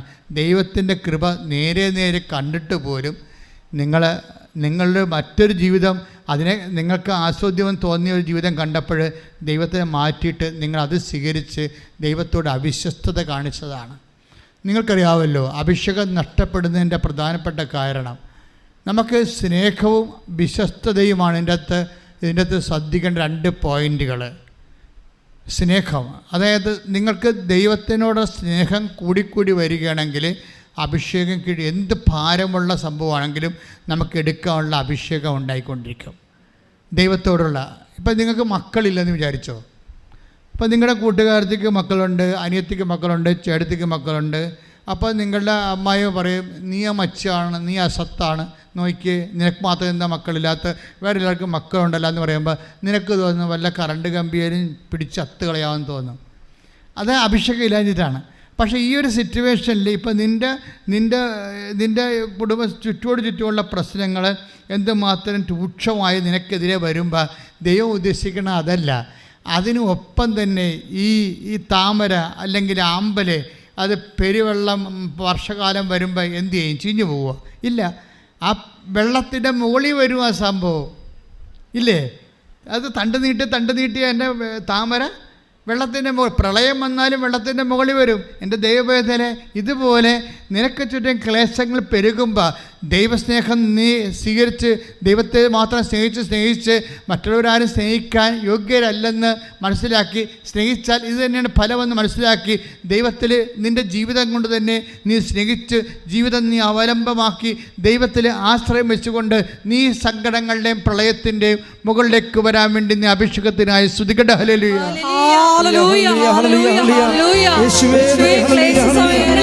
വിശ്വാസം പ്രഖ്യാപിച്ചുകൊണ്ട് ദൈവ സ്നേഹത്തിൽ മുന്നേറുവാൻ ഈ ആരാധനയോടെ ഞങ്ങളെ അഭിഷേകം ചെയ്യണമേ.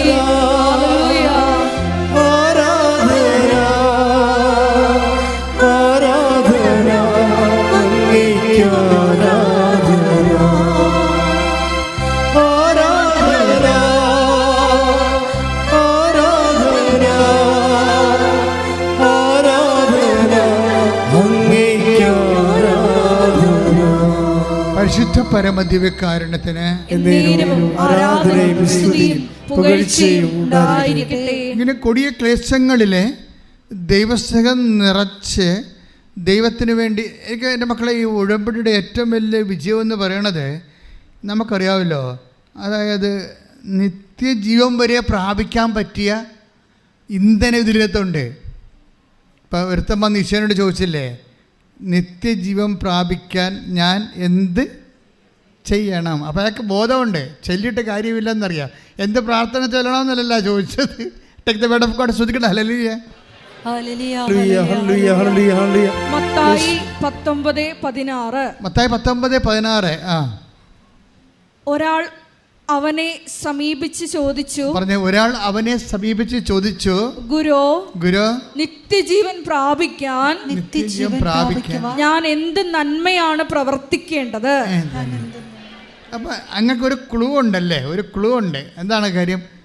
എന്ത് പ്രാർത്ഥന ചൊല്ലണമെന്നല്ല അവൾ ചോദിച്ചത്. നിത്യജീവൻ പ്രാപിക്കാൻ ഞാൻ എന്ത് പ്രാർത്ഥന ചൊല്ലണമെന്നല്ല ചോദിച്ചത്, എന്ത് സൽപ്രവർത്തികൾ ചെയ്യണമെന്നാണ് ചോദിക്കണത്.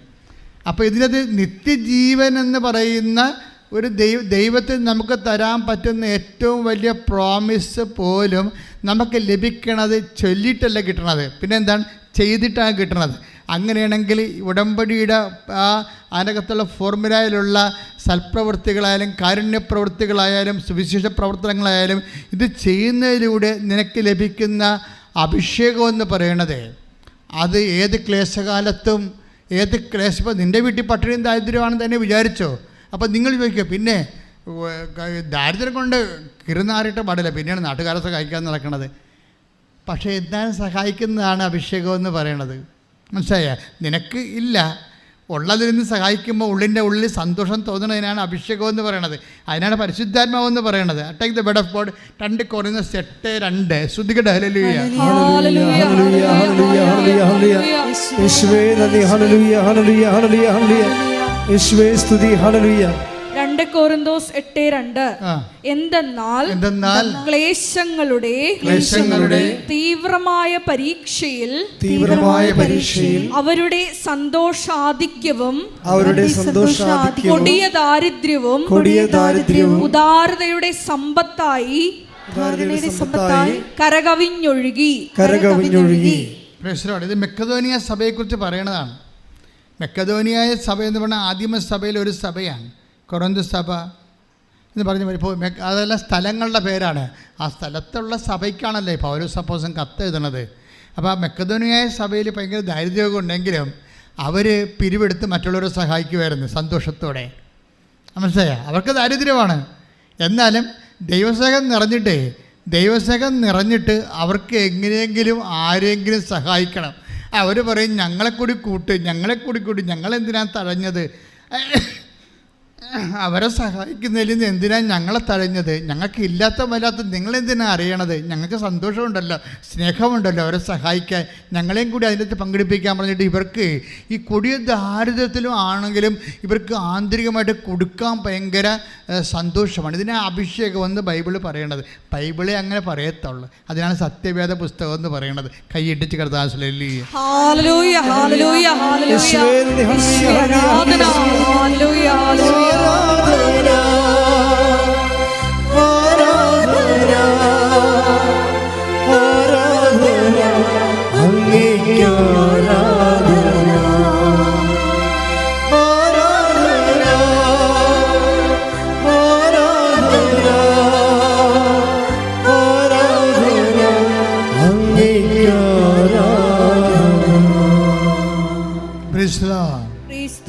അതായത് ഈ കാരുണ്യ പ്രവൃത്തികൾ നമുക്ക് നിത്യജീവൻ വരെ നമുക്ക് ലഭിക്കാൻ സാധ്യതയുള്ളതാണ്. ക്രിസ്തുവിൻ്റെ പുനരുദ്ധാനത്തിൻ്റെ സാക്ഷ്യത്തെ പെടുത്തുന്ന കാരുണ്യ പ്രവൃത്തികളും സൽപ്രവൃത്തികളും സുവിശേഷ വേലയും. പക്ഷേ എന്താ പ്രോബ്ലം എന്ന് ചോദിച്ചു കഴിഞ്ഞാൽ, ഇത് നമ്മൾ ചെയ്യുമ്പോൾ ഒരു ഫങ്ഷണറി ആയിട്ട് ചെയ്യേണ്ട. ഉടമ്പടി എടുത്തേരെ, ഇനി പത്രം കൊടുക്കണം. ഇപ്പോൾ ഇന്ന് കഴിഞ്ഞ ദിവസങ്ങളിൽ ഇവിടെ ഒരു സാക്ഷ്യം പറഞ്ഞ് ഒരു നാട്ടുകാരത്തിയാ, ചേർത്തലക്കാരത്തി. എന്നാ അവരുടെ പേരെന്ന് വെച്ച് കഴിഞ്ഞാൽ ബിന്ദു സുനിൽ ചേർത്തല. അപ്പോൾ അവരോട് പല ആൾക്കാരും പറയും, ഇവിടെ വന്ന് കൃപാസനം നിങ്ങളുടെ നാട്ടിലല്ലേ? ഇപ്പോൾ ബിന്ദു സുനിൽ ചേർത്തലക്കാരത്തിയാണ്, കെട്ടിച്ചു വിട്ടിരിക്കുന്നത് എറണാകുളത്താണ്. അപ്പോൾ അവളുടെ കുറേ പ്രോബ്ലം ഉണ്ട്. കുറേ പ്രോബ്ലം ഉള്ള അവിടെ ആങ്ങളയുമായിട്ട് ഉടക്കാൻ ഒരു അങ്ങോട്ടും ഇങ്ങോട്ടും സംസാരമില്ല. ആങ്ങളയുമായിട്ട് ഉടക്കി അമ്മയും മകളുമാണെന്ന് തോന്നണം. പിന്നെ ആങ്ങളെ വേറെ വീട്ടിലാണ് താമസിക്കുന്നത്, ആങ്ങളിവിടെ അല്ല. അപ്പോൾ ആങ്ങളായിട്ട് വഴക്കായിട്ട് മാനസികമായിട്ട് ശരിക്കും അകന്നു പോയ ആൾക്കാരാണ്. അതുപോലെ തന്നെ ആങ്ങളയ്ക്കൊരു മകനുണ്ട്, അവന് എന്തോ ഓട്ടിസം പോലെ എന്തോ രോഗമാണ്. പിന്നെ ആങ്ങളയ്ക്ക് രോഗമുണ്ട്. അപ്പം ഇങ്ങനെ കുറേ പ്രശ്നങ്ങളുണ്ടെങ്കിലും ഇവളോട് ആൾക്കാർ പറയും, നിങ്ങളുടെ നാട്ടിലല്ലേ കൃപാസനം, നിങ്ങൾക്ക് കൃപാസനത്തിൽ പോകാൻ വരും. അപ്പോൾ ഉടനെ ഇവർ പറയാം, അവിടെ എന്നാ, അവിടെ പത്രം മേടിക്കണം, പത്രം കൊടുക്കണം, യൂട്യൂബ് ചാർജ് ചെയ്യണം, എൻ്റെ ഇതൊക്കെ ചുമ്മാ ബിസിനസ്സല്ലേ, ഞാനൊന്നും പോകത്തില്ലെന്ന് പറയും. ഇവർ വരത്തില്ല. അവർ പറയുന്ന വേറെ സാധനമുണ്ട്, ഞാൻ പലപ്പോഴും ബസ്സിൽ ഇതിലേ പോകുന്നുണ്ടായിരുന്നു, ഞാൻ ഇങ്ങോട്ട് നോക്കത്തില്ലെന്ന്. എനിക്ക് അത്രയും വെറുപ്പായിരുന്നു. ആരോ പൈശാചികമായി അവിടെ ഉള്ളിൽ തിന്മയുടെ ശക്തി കയറ്റി വിട്ടിരിക്കുകയാണ്. പിശാച് അങ്ങനെ ഒരു കാര്യം ചെയ്യുവേ. ഇപ്പം നമുക്കെന്ത് മാത്രം ട്രോളുകളാണ് നമുക്കെതിരെ ഇറങ്ങിയത്. ഞാൻ ആ ഒരു ട്രോളിന് ഞാൻ മറുപടി കൊടുത്തിട്ടില്ല. എന്താ കാര്യം? മറുപടി കൊടുക്കും. കാര്യം ജനങ്ങളുടെ വിശ്വാസത്തിൻ്റെ സാക്ഷ്യങ്ങളിങ്ങനെ അപ്പ് ചെയ്തുകൊണ്ടിരിക്കും. വേറെ അവരോട് നമുക്ക് സംസാരിക്കേണ്ട കാര്യമില്ലല്ലോ. സംസാരിക്കേണ്ട ആരാ സംസാരിക്കേണ്ടത്? ദൈവമല്ലേ സംസാരിക്കേണ്ടത്. നമ്മൾ സംസാരിക്കത്തില്ല. നമ്മൾ വീണ്ടും പ്രാർത്ഥിച്ച് ഉപവസിച്ചുമൊക്കെ അമ്മയുടെ പ്രത്യക്ഷീകരണത്തിൻ്റെ കൂടുതൽ തെളിവുകൾ ശേഖരിക്കാം. എന്നിട്ട് ആ സാക്ഷ്യങ്ങളെല്ലാം ജനങ്ങളിലേക്ക് പോകും. അപ്പോൾ അതുകൊണ്ട് അങ്ങനെ അവസാനം നമ്മളെന്താ ഇതുപോലെ ഇതിൻ്റെ വാതിൽക്കൽ കൂടി പോയാൽ പോലും സ്വന്തം നാട്ടുകാരത്തിയായിട്ട് പോലും മാതാവിനെ തിരിഞ്ഞു നോക്കാത്ത ആൾ ഒരു സുപ്രഭാതത്തിലെ അവർക്കൊന്നും, അതായത് കൃപാസനത്തിനെതിരെ ചിന്തിക്കുന്നവർക്കൊന്നും ഒരു സമയം കഴിഞ്ഞാൽ പിടിച്ചേക്കാൻ പറ്റത്തില്ല. ഈ സത്യമായതുകൊണ്ട് അവർക്കൊരു സങ്കടം വന്നാൽ എന്നാ ജാതിക്കാരായാലും അവർക്ക് തിരിച്ച് അമ്മയല്ലാതെ വരെ അഭയമില്ലല്ലോ. അത് അവർ തിരിച്ച് വന്ന് ഇവിടെ വന്ന് ഇതിനകത്ത് കയറി ഉടമ്പടി എടുത്തു. അത് നടപ്പിൽ വരുത്തിയപ്പോൾ ഇപ്പോഴെന്നാ അവർ പറയാമെന്നറിയാമോ? അവർ അമ്മയെ കാര്യങ്ങൾ മനസ്സിലാക്കി കഴിഞ്ഞപ്പോൾ ഇതിൻ്റെ ഒരു ശക്തിയായ പ്രചാരകയായി മാറിയേ. അതെന്താ കാര്യം വെച്ചാൽ ആങ്ങള ഇവർ ഒരിക്കൽ സ്വപ്നത്തിൽ ജന്മത്തിൽ വിശ്വസിച്ചില്ല. അമ്മയടുത്ത് വന്ന് ഉടമ്പെടുക്കുമ്പോൾ ആങ്ങളെയുമായിട്ട് അനുരഞ്ജനപ്പെടണമെന്ന് മാത്രം എഴുതിയിട്ട് ആദ്യം ആങ്ങളുടെ മകൻ്റെ അസുഖം മാറണം, ആങ്ങളുടെ വാൽവ് ദ്രവിച്ചിരിക്കുകയാണ്, അവൻ മരിച്ചു പോകും, അവൻ്റെ വാൽവിന് ഓപ്പറേഷൻ നടത്തണം ഉള്ള മാർഗം തന്നെ, അല്ലെങ്കിൽ അവൻ ജീവിക്കണം. ഈ 3 പ്രധാനപ്പെട്ട കാര്യങ്ങളായിരുന്നല്ലോ. അമ്മ ഒരു ആശുപത്രിയും പോകാതെ അവൻ്റെ വാൽവ് ശരിയാക്കി കൊടുത്തു. ആ ആങ്ങളെ ഒരാഴ്ച ഉടമ്പടി എടുത്ത് ഒരാഴ്ചക്കുള്ളിൽ ഇവരുടെ വീട്ടിൽ വന്ന് അമ്മനെയും മകളെയും കൂടി വിളിച്ചുകൊണ്ട് പോയി. ആകപ്പാടെ നമ്മളെ വേറെ ഏത് രാജ്യത്ത് നാട്ടിൽ ജീവിക്കണ പോലെ പടപടാന്ന് അവൻ്റെ ഓട്ടിസം ബാധിച്ചിരിക്കുന്ന മകനെ വേറെ അത് നിർത്താൻ പറ്റിയ ഒരു സ്ഥലത്തേക്ക് വിളിച്ചുകൊണ്ട് പോയി ആങ്ങളുടെ ഭാരം കുറച്ച് എല്ലാം അവൾ ചോദിച്ചത് എല്ലാം എണ്ണി ദിവസങ്ങൾക്കുള്ളിൽ കൊടുത്ത്. ഇപ്പം എന്നാ സംഭവിച്ചിരിക്കണത്? അതായത് എല്ലാ ദിവസവും എല്ലാ ആഴ്ചയും ആളിവിടെ വരും, എല്ലാ ദിവസവും കുർബാനയ്ക്ക് കൂടും, എല്ലാ ആഴ്ചയും കുർബാനയ്ക്ക് കൂടും, എല്ലാ ആഴ്ചയും വന്ന് പത്രം വാങ്ങിച്ചുകൊണ്ട് പ്രാർത്ഥിച്ച് എല്ലാവരും കൊടുക്കും. നോക്കിയേ ഒരാളതൊക്കെ. അപ്പോൾ അതായത് എത്ര കള്ളത്തരങ്ങൾ പ്രചരിപ്പിച്ചാലും ശരി, സത്യത്തെ മൂടിവെക്കാൻ പറ്റത്തില്ല. ഒരു കാലത്ത് കൃപാസനത്തെ അപമാനിച്ചവർ തന്നെയാണ് പിന്നീട് അതിൻ്റെ പ്രചാരകരായിട്ട് അമ്മ തിരഞ്ഞെടുക്കുകയും അതുപോലെ തന്നെ ദൈവത്തിൻ്റെ ഉപകരണമായി മാറണത്. അതുപോലെ പ്രാർത്ഥിക്കുക, കർത്താവായ ദൈവമേ, അതുപോലെയുള്ള വലിയ അനുഭവങ്ങളാലെ ദൈവാനുഭവങ്ങളാലെ ഞങ്ങളെയും അഭിഷേകം ചെയ്യണമേ. ഞങ്ങളെയും പരിശുദ്ധ അമ്മയുടെ വലിയ സാക്ഷികളാക്കി മാറ്റണമേ. ശ്രദ്ധിക്കട്ടെ.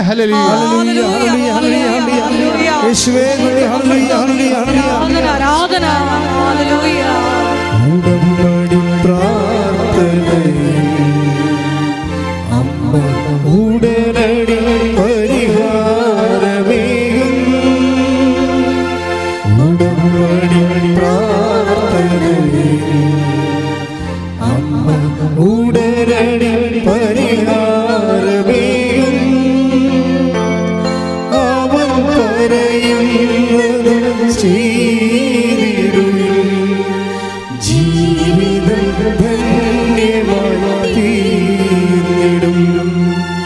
അവൻ പറയുന്നത് ചെയ്തിടുവിൻ. ജീവിതം ധന്യമായി തീർന്നിടും. പരമദിവ്യകാരുണ്യത്തിന് ആരാധനയും സ്തുതിയും പുകഴ്ചയും ഉണ്ടായിരിക്കട്ടെ. അതായത് വിശ്വാസ നിമ്നോന്നതങ്ങൾ, അതായത് നമ്മുടെ ജീവിതത്തിൽ ഇപ്പോൾ കണ്ടില്ലേ, അത് ഇപ്പോൾ ഗ്രേസി ഡേവിഡിൻ്റെ വിശ്വാസം നമ്മൾ കണ്ടു, അതുപോലെ ബിന്ദു സുനിൻ്റെ വിശ്വാസം കണ്ടു. അപ്പോൾ ഇവർക്ക് ഇപ്പോൾ ചില സമയത്ത് വിശ്വാസം ഇങ്ങനെ വേലിയേറ്റം പോലെ ഇങ്ങനെ ഉയർന്നു വരണ കാണാം. പക്ഷേ ഒരു പ്രശ്നം എന്ന് വെച്ച് കഴിഞ്ഞാൽ അതുപോലെ തന്നെ വിശ്വാസം താഴുകയും ചെയ്യും. മനസ്സിലായില്ലേ?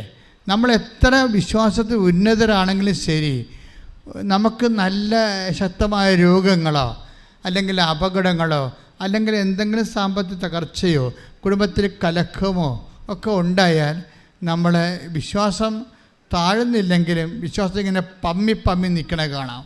മനസ്സിലായില്ലേ? അപ്പോൾ എപ്പോഴും നമ്മൾ വിശ്വാസത്തെ അഡ്രസ്സ് ചെയ്യുമ്പോൾ ശ്രദ്ധിക്കേണ്ട ഒരു കാര്യമുണ്ട്. വിശ്വാസത്തെ അഡ്രസ്സ് ചെയ്യുമ്പോൾ നിങ്ങളെ പ്രാർത്ഥനയിൽ മാത്രം നിങ്ങളെ വിശ്വാസം കൂട്ടാനും കുറക്കാനും പറ്റത്തില്ല.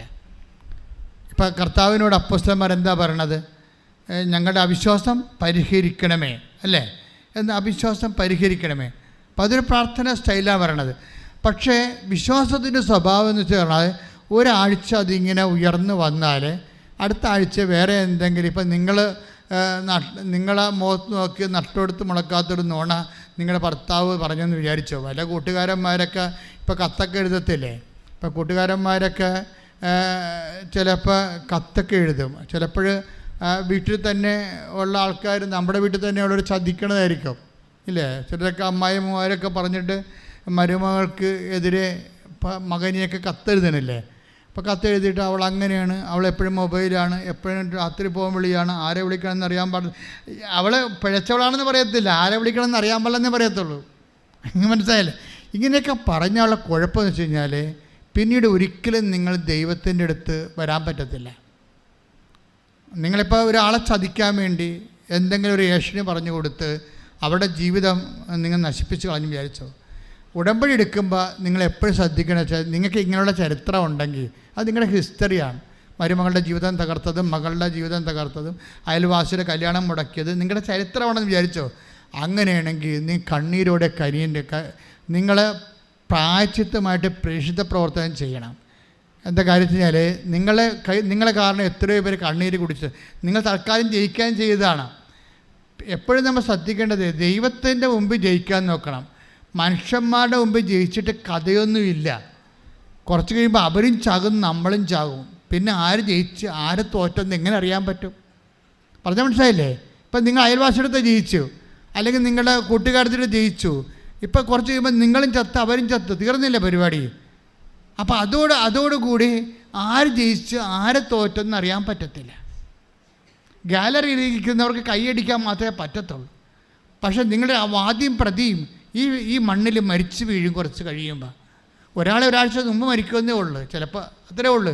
അപ്പം അതുകൊണ്ട് ഈ മനുഷ്യന്മാരുടെ മുമ്പിൽ ജയിക്കുക എന്നുള്ള ജഡികമായ ഈ ആത്മാവിൻ്റെ പ്രവർത്തനങ്ങളില്ലേ, അതിനോട് ഗുഡ് ബൈ പറയണതാണ് ഉടമ്പടി പെട്ടെന്ന് കയറി കത്താൻ എളുപ്പം. അപ്പം നിങ്ങളൊന്ന് ചിന്തിക്കണം, ആരുടെയെങ്കിലും ജീവിതം നശിപ്പിച്ച് കളഞ്ഞിട്ടുണ്ടോ?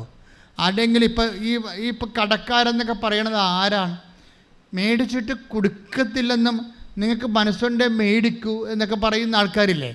നിങ്ങൾ ഇവിടെ കൃപാസനത്തിൻ്റെ അകത്ത് പ്രത്യക്ഷീകരണ പ്രാർത്ഥന എടുക്കുമ്പോൾ ഉടനെ നിലയം വിളിച്ച് മാതാവെ രക്ഷിക്കണേ, കർത്താവെ രക്ഷിക്കണേ, എൻ്റെ ജീവിതം തീർന്നൊക്കെ പറയും. പക്ഷേ നിങ്ങൾ പുറത്തിറങ്ങുമ്പോൾ നിങ്ങൾ കയ്യിരിപ്പ് വേറെ ആണല്ലോ.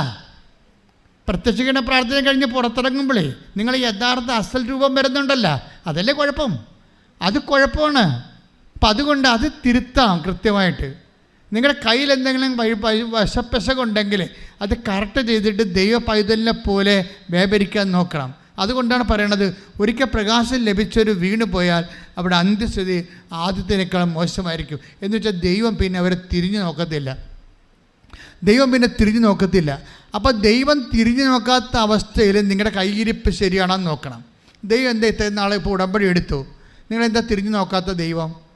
അപ്പം നിങ്ങളെ തിരിഞ്ഞു നോക്കണം. അതാണൊരു മാർഗം. ഇപ്പം നിങ്ങൾ ഉടമ്പടി എടുത്തു, എന്നിട്ട് ദൈവം നിങ്ങളെ തിരിഞ്ഞു നോക്കണില്ല. അപ്പോൾ പിന്നെ എന്താ ചെയ്യേണ്ടത്? നിങ്ങളെ തിരിഞ്ഞു നോക്കണം. എൻ്റെ കൈ വല്ല വഴിപ്പശു കൊണ്ടാ, ആരുടെയും ജീവിതം ഞാൻ കണ്ണീര് കുടിപ്പിച്ചിട്ടുണ്ടാ, ഇപ്പോഴും ഞാൻ വാങ്ങിച്ച് കൊടുക്കാതെ വെച്ചിട്ടുണ്ടാ, ഉണ്ടായിട്ടും കൊടുക്കാതെ വെച്ചിട്ടുണ്ടാ, അതെടുത്തിട്ട് വേറെ ആൾക്കാർ കൊടുത്തിട്ടുണ്ട്, എന്തെങ്കിലും സൂത്രപ്പണി തരികിടപ്പരി കാണിച്ചിട്ടുണ്ടാ. ഇങ്ങനെ കുറേ കാര്യങ്ങൾ നിങ്ങൾ ദൈവത്തിൽ നിരക്കാത്തത് ചെയ്തിട്ടുണ്ടെങ്കിൽ അതിനെക്കുറിച്ച് അനുതാപം ഉണ്ടാകണം. അനുതാപം ഉണ്ടായിട്ട് അങ്ങനെയുള്ള കയ്യാങ്കളികളെല്ലാം സ്റ്റോപ്പ് ചെയ്തിട്ട് മാപ്പ് ചോദിക്കണം, കർത്താവിനോട് പ്രാർത്ഥിക്കുക. കർത്താവ് ദൈവമേ, എൻ്റെ ഉടമ്പടി സ്വീകാര്യമാകാൻ വേണ്ടി എൻ്റെ ഹൃദയത്തെ നീ തകർക്കണമേ. തകർന്ന ഹൃദയത്തിന്റെ കാഴ്ചകളാണ് നീ സ്വീകരിക്കണമെന്ന് സുവിശേഷത്തിന്റെ വെളിപ്പാടിലൂടെ ഞാൻ തിരിച്ചറിഞ്ഞ് പ്രാർത്ഥിക്കുന്നു. കർത്താവേ അനുതാപത്താൽ എന്നെ അഭിഷേകം ചെയ്യണം. ശ്രുതികട്ടെ ഹല്ലേലൂയ.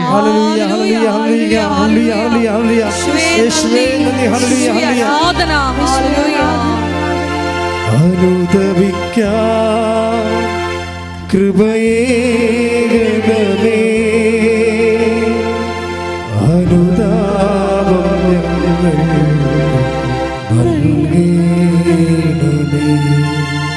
അനുദപിക്കാൻ കൃപയേകണമേ, അനുതാപം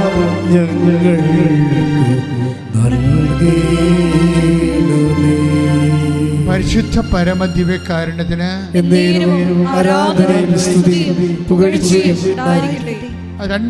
മൂന്ന് കാര്യങ്ങളാണ് നമുക്ക് വിശ്വാസത്തിൽ നമ്മളെ ശക്തിപ്പെടുത്തി നിർത്തണത്. കാര്യം വിശ്വാസം എല്ലാവർക്കും വിശ്വാസം തളർന്നു പോകുന്നതിൻ്റെ കാരണം പ്രാർത്ഥന മാത്രം വിശ്വാസം ഉയർത്താൻ വേണ്ടി ഉപയോഗിച്ചിട്ടാണ്. ചില കാര്യം വിശ്വാസത്തിന് അങ്ങനെ ഒരു കുഴപ്പമുണ്ട്. അത് ഈ ആഴ്ചയിലൊരു 50 പോയിൻ്റ് നിൽക്കണമെങ്കിൽ അടുത്ത ആഴ്ച 40 പോയിൻ്റൊക്കെ താഴുവത്. മനസ്സിലായോ? വിശ്വാസത്തിന് അങ്ങനെ ഒരു കുഴപ്പമുണ്ട്. ഈ വിശ്വാസത്തിനെ സ്റ്റാറ്റിക്കായിട്ട് നിർത്താനും കയറ്റി വീഴാനുള്ള ഒരു മാർഗമെന്ന് പറയണത് ഇപ്പം നമുക്കറിയാമില്ലേ, വിശ്വാസത്തിൻ്റെ പെട്ടെന്നാണ് നല്ല തികഞ്ഞ വിശ്വാസമാണെങ്കിൽ പെട്രോൾ പോലെ കത്തണം. എന്താ കാര്യം? അത് പക്ഷേ അത് കുഴപ്പമെന്ന് വെച്ചാൽ വിശ്വാസം താഴാതിരിക്കാനുള്ള 3 കാര്യങ്ങളുണ്ട്. എന്തൊക്കെയാണെന്ന് വെച്ചാൽ, ഒന്ന് അതായത് 3 കാര്യം. ഒന്ന് നമ്മൾ ഉടമ്പടി പറയുന്ന ഇതാണ്, അത് സൽപ്രവൃത്തികളാണ്. കാര്യം സൽപ്രവൃത്തിയുടെ പ്രശ്നം എന്നറിയാമോ? സൽപ്രവൃത്തി ചെയ്താൽ ദൈവം നമ്മുടെ കൂടെ നിൽക്കും. അതാണ് വിശ്വാസം താഴാതിരിക്കാനുള്ള മെയിൻ സംഭവം. ഒന്ന് സൽപ്രവൃത്തിയാണ്. എന്താ കാര്യം എന്നറിയാമോ? സൽപ്രവൃത്തി നമ്മൾ ചെയ്യണം. ഇപ്പോൾ എന്തുമാത്രം സൽപ്രവൃത്തി നമ്മൾ ചെയ്യുന്നുണ്ട്. ചെയ്തു കഴിഞ്ഞാൽ ദൈവം നമ്മുടെ കൂടെ നിൽക്കും. ദൈവം നമ്മുടെ കൂടെ നിന്ന് ആ വിശ്വാസം താഴുക ഇല്ല. ഇപ്പം നമ്മൾ തോബിത്ത് 12:12 എടുത്തേ. തോബിത്ത് 12:12 ശ്രദ്ധിക്കട്ടെ. ഹല്ലേലൂയ, ഹല്ലേലൂയ, ഹല്ലേലൂയ, ഹല്ലേലൂയ, ഹല്ലേലൂയ, യേശുവേ നന്ദി, യേശുവേ സ്തുതി, ഹല്ലേലൂയ, ഹല്ലേലൂയ, ഹല്ലേലൂയ, ഹല്ലേലൂയ, ഹല്ലേലൂയ, യേശുവേ ആരാധന, ആരാധന, ആരാധന. തോബിത്ത് 12:12 നീയും നിന്റെ മരുമകൾ സാറായും പ്രാർത്ഥിച്ചപ്പോൾ നിങ്ങളുടെ പ്രാർത്ഥന പരിശുദ്ധനായവനെ ഞാൻ അനുസ്മരിപ്പിച്ചു. നീ മൃതരെ സംസ്കരിച്ചപ്പോൾ ഞാൻ നിന്നോടൊത്തുണ്ടായിരുന്നു. അതാണ് സംഭവം. അത് 12:13. തോബിത്ത് 12:13 എന്താ സംഭവം? അത് ഞാൻ നിങ്ങളോട് പറഞ്ഞത് എന്താണ്? വിശ്വാസം പ്രാർത്ഥനയിൽ മാത്രം അവലംബിച്ചു കഴിഞ്ഞാൽ വിശ്വാസം താഴാൻ സാധ്യതയുണ്ട്. ഓരോ ദിവസം ഗ്രാഫ് പൊങ്ങിയും താന്നും കിടക്കും. പക്ഷേ നമ്മൾ വിശ്വാസത്തെ പ്രാർത്ഥനയുടെ ഫോർമാറ്റിൽ നിന്ന് മാറ്റിയിട്ട് പ്രവൃത്തിയുടെ ഫോർമാറ്റിൽ കൊണ്ടുവന്ന് വെച്ച് കഴിഞ്ഞാലുള്ള ഗുണം എന്താ? തോബിത്ത് 12:13 വായിച്ച്, നീ മരിച്ചവരെ സംസ്കരിച്ചപ്പോൾ പറഞ്ഞേ, നീ മരിച്ചവരെ സംസ്കരിച്ചപ്പോൾ ഞാൻ നിന്നോട് കൂടെ ഉണ്ടായിരുന്നെന്ന്. ഞാൻ നിന്നോട് കൂടെ ഉണ്ടായിരുന്നു. അപ്പോൾ അതായത് ഈ മനുഷ്യരെ മരിച്ചവരെ സംസ്കരിക്കാൻ പോയത് നമ്മൾ കഴിഞ്ഞ പ്രാവശ്യം കണ്ടാണ്. പെന്തക്കോസ്താ ദിവസം നല്ല വിഭവസമൃദ്ധമായ ഊണിൻ്റെ സമയത്താണ്. ഊണ് കഴിക്കാൻ പോകുമ്പോൾ മകനോട് പറഞ്ഞ്, നമ്മുടെ ആരുടെയെങ്കിലും പാവപ്പെട്ടവരുണ്ടെങ്കിൽ വിളിച്ചോണ്ട് വരാൻ പറഞ്ഞു. അവൻ പോയിട്ട് തിരിച്ചു വരുമ്പോൾ മരിച്ച ആൾക്കാരെക്കുറിച്ചാണ് അവൻ പറയണത്. മരിച്ചുപോയ ആൾക്കാരുടെ ജഡം കിടക്കണമെന്നാണ് പറഞ്ഞ്, പട്ടണത്തിൽ കിടപ്പുണ്ടെന്നാണ് പറഞ്ഞത്. ഉടനെ ഈ മനുഷ്യൻ ആ ഭക്ഷണം കഴിച്ചില്ല. ആ ഭക്ഷണം കഴിക്കാതെ, തൻ്റെ ഉച്ചഭക്ഷണം കഴിക്കാതെ നേരെ ഓടിപ്പോയി ആ ശവത്തെ സംസ്കരിച്ചതിനെക്കുറിച്ചാണ് ദൈവം പറയണത്. നീ ഉച്ചഭക്ഷണം പോലും കഴിക്കാതെ നീ ത്യാഗം അനുഭവിച്ചുകൊണ്ട് നീ ആ ശവം മറവ് ചെയ്യാനുള്ള കാരുണ്യപ്രവൃത്തി ചെയ്തപ്പോൾ ഐ വാസ് വിത്ത് യു, ഞാൻ നിൻ്റെ കൂടെ ഉണ്ടായിരുന്നെന്ന്. അതുകൊണ്ട് എൻ്റെ ദൈവവേദനെ എപ്പോഴെങ്കിലും പ്രാർത്ഥന കൊണ്ട് വിശ്വാസത്തെ നിലനിർത്താൻ നമുക്ക് ഒരു പരിധി കഴിഞ്ഞാൽ പറ്റത്തില്ല. പിന്നെ ഉള്ളത് നമ്മുടെ മുമ്പിലുള്ളത് സാക്ഷ്യം എന്ത്? സൽപ്രവൃത്തികളാണ്. പ്രാർത്ഥിക്കുക, കർത്താവായ ദൈവമേ, ഉടമ്പടി പ്രകാരമുള്ള സൽപ്രവൃത്തികള് ദൈവസ്നേഹത്തോടെ ചെയ്തുകൊണ്ട് ദൈവത്തിന്റെ സാന്നിധ്യത്തില് ജീവിക്കുവാൻ എന്നെ സഹായിക്കണമേ. ശ്രുതിക്കട്ടെ. ഹല്ലേലൂയ, ഹല്ലേലൂയ, ഹല്ലേലൂയ, യേശുവേ ആരാധന, ആരാധന, ഹല്ലേലൂയ, ഹല്ലേലൂയ, ഹല്ലേലൂയ, ഹല്ലേലൂയ.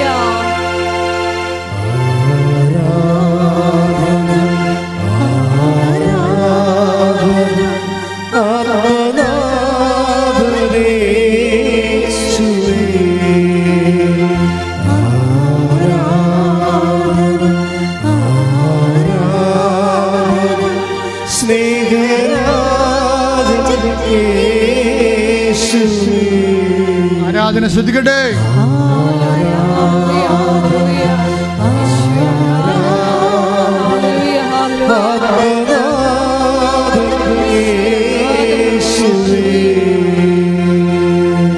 ഈ ഓമന ധർമ്മരാജൻ അങ്ങനെ ഒരു സാക്ഷി ഉണ്ടായിരുന്നു. ഓമന ധർമ്മരാജൻ, അതും തൃശ്ശൂരാണെന്ന് തോന്നണം. അവിടെ സാക്ഷ്യം നിങ്ങൾ കേട്ട് കാണുമായിരിക്കും. ഭയങ്കര ഹൃദ്യമാണ്. ഇവർ രണ്ടുപേരും പ്രാർത്ഥനയുള്ളവരാണ്. ഓമനയും ധർമ്മജനും പ്രാർത്ഥനയുള്ളവരാണ്. ഈശോനും അമ്മയോടും അടുപ്പമുള്ളവരാണ്. അപ്പോൾ ഒരു ദിവസം ഒരു അബദ്ധം പറ്റി.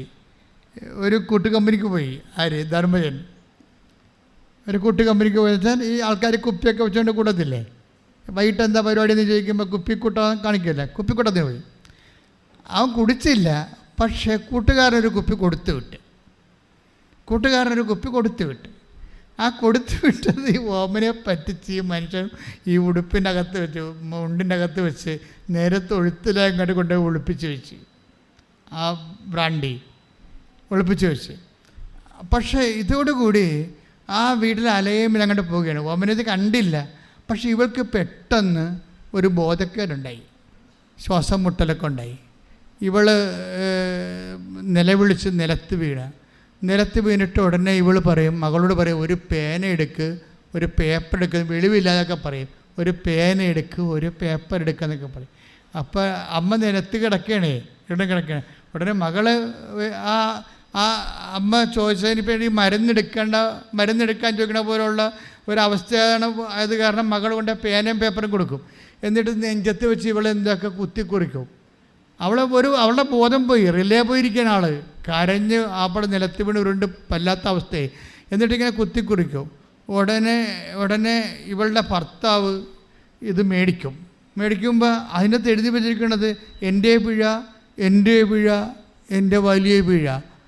അപ്പോൾ ഇത് വായിച്ചോട് ഈ മനുഷ്യൻ കിടന്ന് കാറ് നിലവിളിക്കും, എൻ്റെ പിഴ, എൻ്റെ പിഴ, എൻ്റെ വലിയ പിഴ. അതോടുകൂടി ആ മനുഷ്യൻ ഇപ്പം മാപ്പ് പറയും. എടി, ഇതാണ് വിഷയം. അതായത് പരിശുദ്ധാത്മാവിൻ്റെ പ്രവർത്തനം, നമ്മൾ ദൈവത്തിൻ്റെ കൂടെയാണ്, ഡിവൈൻ സോണിലാണെങ്കിലേ ദൈവം നമ്മൾ ആ കുടുംബത്തെ ദൈവം സംരക്ഷിക്കും. അയാൾ എല്ലാ കുടുംബം നശിക്കാൻ പോകരുന്ന് പാത്ത് കൊണ്ടുവന്ന് മദ്യം വെച്ച് കുടിച്ച് രഹസ്യത്തെ കുടിച്ച് പിന്നെ ആ സ്വഭാവം മാറി, പ്രാർത്ഥനാ ജീവിതം മാറി, ആ കുടുംബത്തിൻ്റെ സമാധാനം നഷ്ടപ്പെട്ട് തകരാൻ പോകരുന്ന്. അപ്പോഴുടനെ ആത്മാവിൽ പ്രവേശിച്ചിട്ട് ഇവൾക്കറിയത്തില്ല ഇവൾ എന്താണ് ഈ നെഞ്ചത്ത് വെച്ച് എഴുതിക്കൊണ്ടിരിക്കണമെന്ന്. പക്ഷെ വായിക്കുന്നവർക്കറിയാം എൻ്റെ പിഴ, എൻ്റെ പിഴ, എൻ്റെ വലിയ പിഴയാണ്. അതായത് പ്രാർത്ഥന എന്തുമാത്രം സംരക്ഷണമാണെന്ന് നമ്മൾ അറിയണം. പിന്നീട് ഓമനയുടെ ബാക്കി സാക്ഷ്യം അതോടെ കുടുംബം രക്ഷപ്പെടുകയാണ്. അതല്ല, ഓമയുടെ ബാക്കി സാക്ഷ്യം കേൾക്കണം.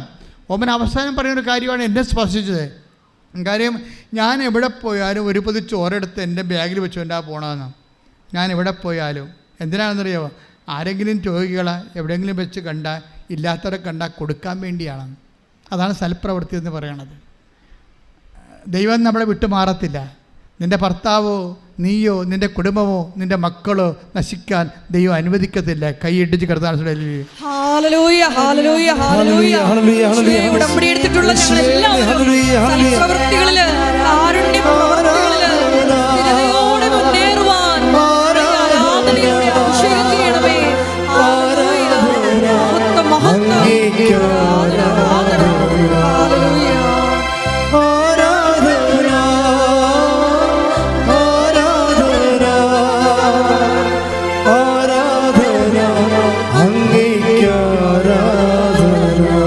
പരിശുദ്ധ പരമ ദിവ്യകാരുണ്യത്തിന്. അതായത് 2 കൊരിന്ത്യർ 8:16 എടുത്ത് 2 കൊരിന്ത്യർ 8:16 ശ്രദ്ധിക്കട്ടെ. ഹല്ലേലൂയ, ഹല്ലേലൂയ, ഹല്ലേലൂയ, ഹല്ലേലൂയ. യേശുവേ നന്ദി. ഹല്ലേലൂയ, ഹല്ലേലൂയ. 2 കൊരിന്ത്യർ 8:16 നിങ്ങളെക്കുറിച്ച് ഇത്തരത്തിലുള്ള ആത്മാർത്ഥമായ താല്പര്യം തീത്തോസിന്റെ ഹൃദയത്തിൽ ഉദിപ്പിച്ച ദൈവത്തിന് ഞാൻ നന്ദി പറയുന്നു. ഒന്നിനു വായിച്ചാൽ നിങ്ങൾ മനസ്സിലായില്ലേ? അതായത് തീത്തോസ് എന്താ ചെയ്തിരിക്കണത്? തീത്തോസ് ആദ്യം മക്കെദോനിയ സഭയെ സഹായിച്ച ആളാണ്. അതുകൊണ്ടാണ് പൗലോസ് അപ്പോസ്തലൻ പറയണത്, തീത്തോസിലൂടെ തുടങ്ങി വെച്ച കാരുണ്യ പ്രവർത്തികൾ ദൈവം നിങ്ങളെ വിശ്വാസത്തിന് പോലെ കാരുണ്യ പ്രവൃത്തിയിലും വെച്ച് നിൽക്കട്ടെ. നിങ്ങളുടെ സ്നേഹം യഥാർത്ഥമാണെന്ന്. അതായത് 2 കൊരിന്ത്യർ 8:7 എടുത്ത് ശ്രദ്ധിക്കട്ടെ. ഹല്ലേലൂയ, ഹല്ലേലൂയ, ഹല്ലേലൂയ, ഹല്ലേലൂയ. യേശുവേ നന്ദി. ഹല്ലേലൂയ, ഹല്ലേലൂയ. 2 കൊരിന്ത്യർ 8:7 നിങ്ങൾ എല്ലാ കാര്യങ്ങളിലും വിശ്വാസത്തിലും പ്രഭാഷണത്തിലും വിജ്ഞാനത്തിലും സമ്പൂർണമായ ഉത്സാഹത്തിലും ഞങ്ങളോടുള്ള സ്നേഹത്തിലും മികച്ചു നിൽക്കുന്നത് പോലെ ഈ കാരുണ്യ പ്രവർത്തനങ്ങളിലും മികച്ചു നിൽക്കുവിൻ. അടുത്ത വരി, ഞാൻ നിങ്ങളോട് കൽപ്പിക്കുകയല്ല നിങ്ങളുടെ സ്നേഹം യഥാർത്ഥമാണെന്ന് മറ്റുള്ളവരുടെ ഉത്സാഹത്തിലൂടെ തെളിയിക്കുകയാണ്. അതായത് നമുക്ക് സ്നേഹം ഉണ്ടെന്ന് വെച്ചിട്ട് കാര്യമില്ല, അത് യഥാർത്ഥമായിരിക്കണം. ഇപ്പം ഇവളെ സംബന്ധിച്ചത് എന്താണ്? അവൾക്ക് കാരുണ്യ പ്രവൃത്തി. ഇപ്പം ഞാൻ നിങ്ങളോട് പറയുന്നു, അതുകൊണ്ട് ഉടമ്പടിയല്ലേ. ഇനിയിപ്പോൾ രോഗികളെ പോയി കണ്ടില്ലെങ്കിൽ ഐഎൽടിഎസ് തോറ്റാൽ ഞാൻ എന്ത് ചെയ്യും? അതാണ് ആൾക്കാരുടെ ഇക്കണോമിക്. അതാണ് ആൾക്കാർ സൽപ്രവൃത്തി ചെയ്യാതൊന്നും ഇരിക്കണില്ല. സൽപ്രവൃത്തിയൊക്കെ ചെയ്യുന്നുണ്ട്, രോഗികളൊക്കെ പോയി കാണുന്നുണ്ട്. ദൈവം ഇനി രോഗികളെ പോയി കണ്ടില്ലെങ്കിൽ, വിസ വന്നില്ലെങ്കിൽ എന്ത് ചെയ്യും? ഇതാ മനസ്സിലാവും. അതാണ് പ്രശ്നം. അതായത് നിങ്ങളുടെ വിഷയമാണ്, അല്ല ദൈവത്തിൻ്റെ വിഷയമല്ല. സൽപ്രവർത്തികൾ ആൾക്കാർ ചെയ്യുന്നുണ്ട്. ഉടമ്പടി എടുക്കുന്നവരെല്ലാവരും സൽപ്രവൃത്തി ചെയ്യുന്നുണ്ട്. പക്ഷേ എന്തിനാണ്? അവിടെ വയറ്റിപ്പഴുപ്പിന് വേണ്ടി ചെയ്യേണ്ടതാണ്. ഇതെങ്ങനെ ചെയ്തില്ലെങ്കിൽ, നമുക്ക് വിസ വന്നില്ലെങ്കിൽ എന്ത് ചെയ്യും? സ്ഥലം വിറ്റ് മാറില്ലെങ്കിൽ എന്ത് ചെയ്യും? അപ്പം നിങ്ങളുടെ സ്ഥാവരജംഗ വസ്തുക്കളെ അടിസ്ഥാനപ്പെടുത്തിക്കൊണ്ടാണ് ഈ സൽപ്രവൃത്തി ചെയ്യണത്. നോ, നിങ്ങളുടെ യഥാർത്ഥ ദൈവത്തിനോടുള്ള സ്നേഹമായിരിക്കണം. നിങ്ങൾ ദൈവത്തോടുള്ള സ്നേഹം കൊണ്ടാണ് ഇത് ചെയ്യുന്നതെങ്കിൽ, ഈ സൽപ്രവൃത്തികൾ ചെയ്യുന്നുണ്ടെങ്കിൽ, സ്വാഭാവിക സൽപ്രവൃത്തികൾ ചെയ്യുന്നത് പോലും നമ്മളുടെ സ്നേഹം യഥാർത്ഥമാണെന്ന്, അതായത് അത് പുറംപൂച്ചല്ല, മറിച്ച് എന്താണ്, തനി സ്വർണ്ണമാണ്, 916 ആണെന്ന് ബോധ്യപ്പെടുത്താൻ വേണ്ടിയാണ് നമ്മൾ ഈ ജോലി ചെയ്യണത്. സൽപ്രവൃത്തിയായാലും ശരി, കാരുണ്യപ്രവൃത്തിയായാലും ശരി, സുവിശേഷ വേലയായാലും ശരി, പത്രം കൊടുപ്പിലായാലും ശരി, വേദപ്രചാരമായാലും ശരി, അതിൻ്റെ പിന്നിലെല്ലാം ഒരു യഥാർത്ഥ സ്നേഹത്തിൻ്റെ ശക്തിയുണ്ട്. അപ്പം യഥാർത്ഥ സ്നേഹത്തിന് ഒരു ശക്തിയുണ്ട്. ആ ശക്തിയാണ് സൽപ്രവൃത്തികളിലും കാരുണ്യപ്രവൃത്തികളിലും വെളിവാക്കുന്നത്. പ്രാർത്ഥിക്കുക. കർത്താവായ ദൈവമേ, അങ്ങയോടുള്ള യഥാർത്ഥ സ്നേഹത്തിന്റെ ശക്തി എൻ്റെ കാരുണ്യപ്രവൃത്തികളിലും കൃപാവര പ്രവർത്തനങ്ങളിലും അതുപോലെ വേദപ്രചാര പ്രവർത്തനങ്ങളിലും പ്രകടിപ്പിക്കുവാൻ എന്നെ അഭിഷേകം ചെയ്യണമേ.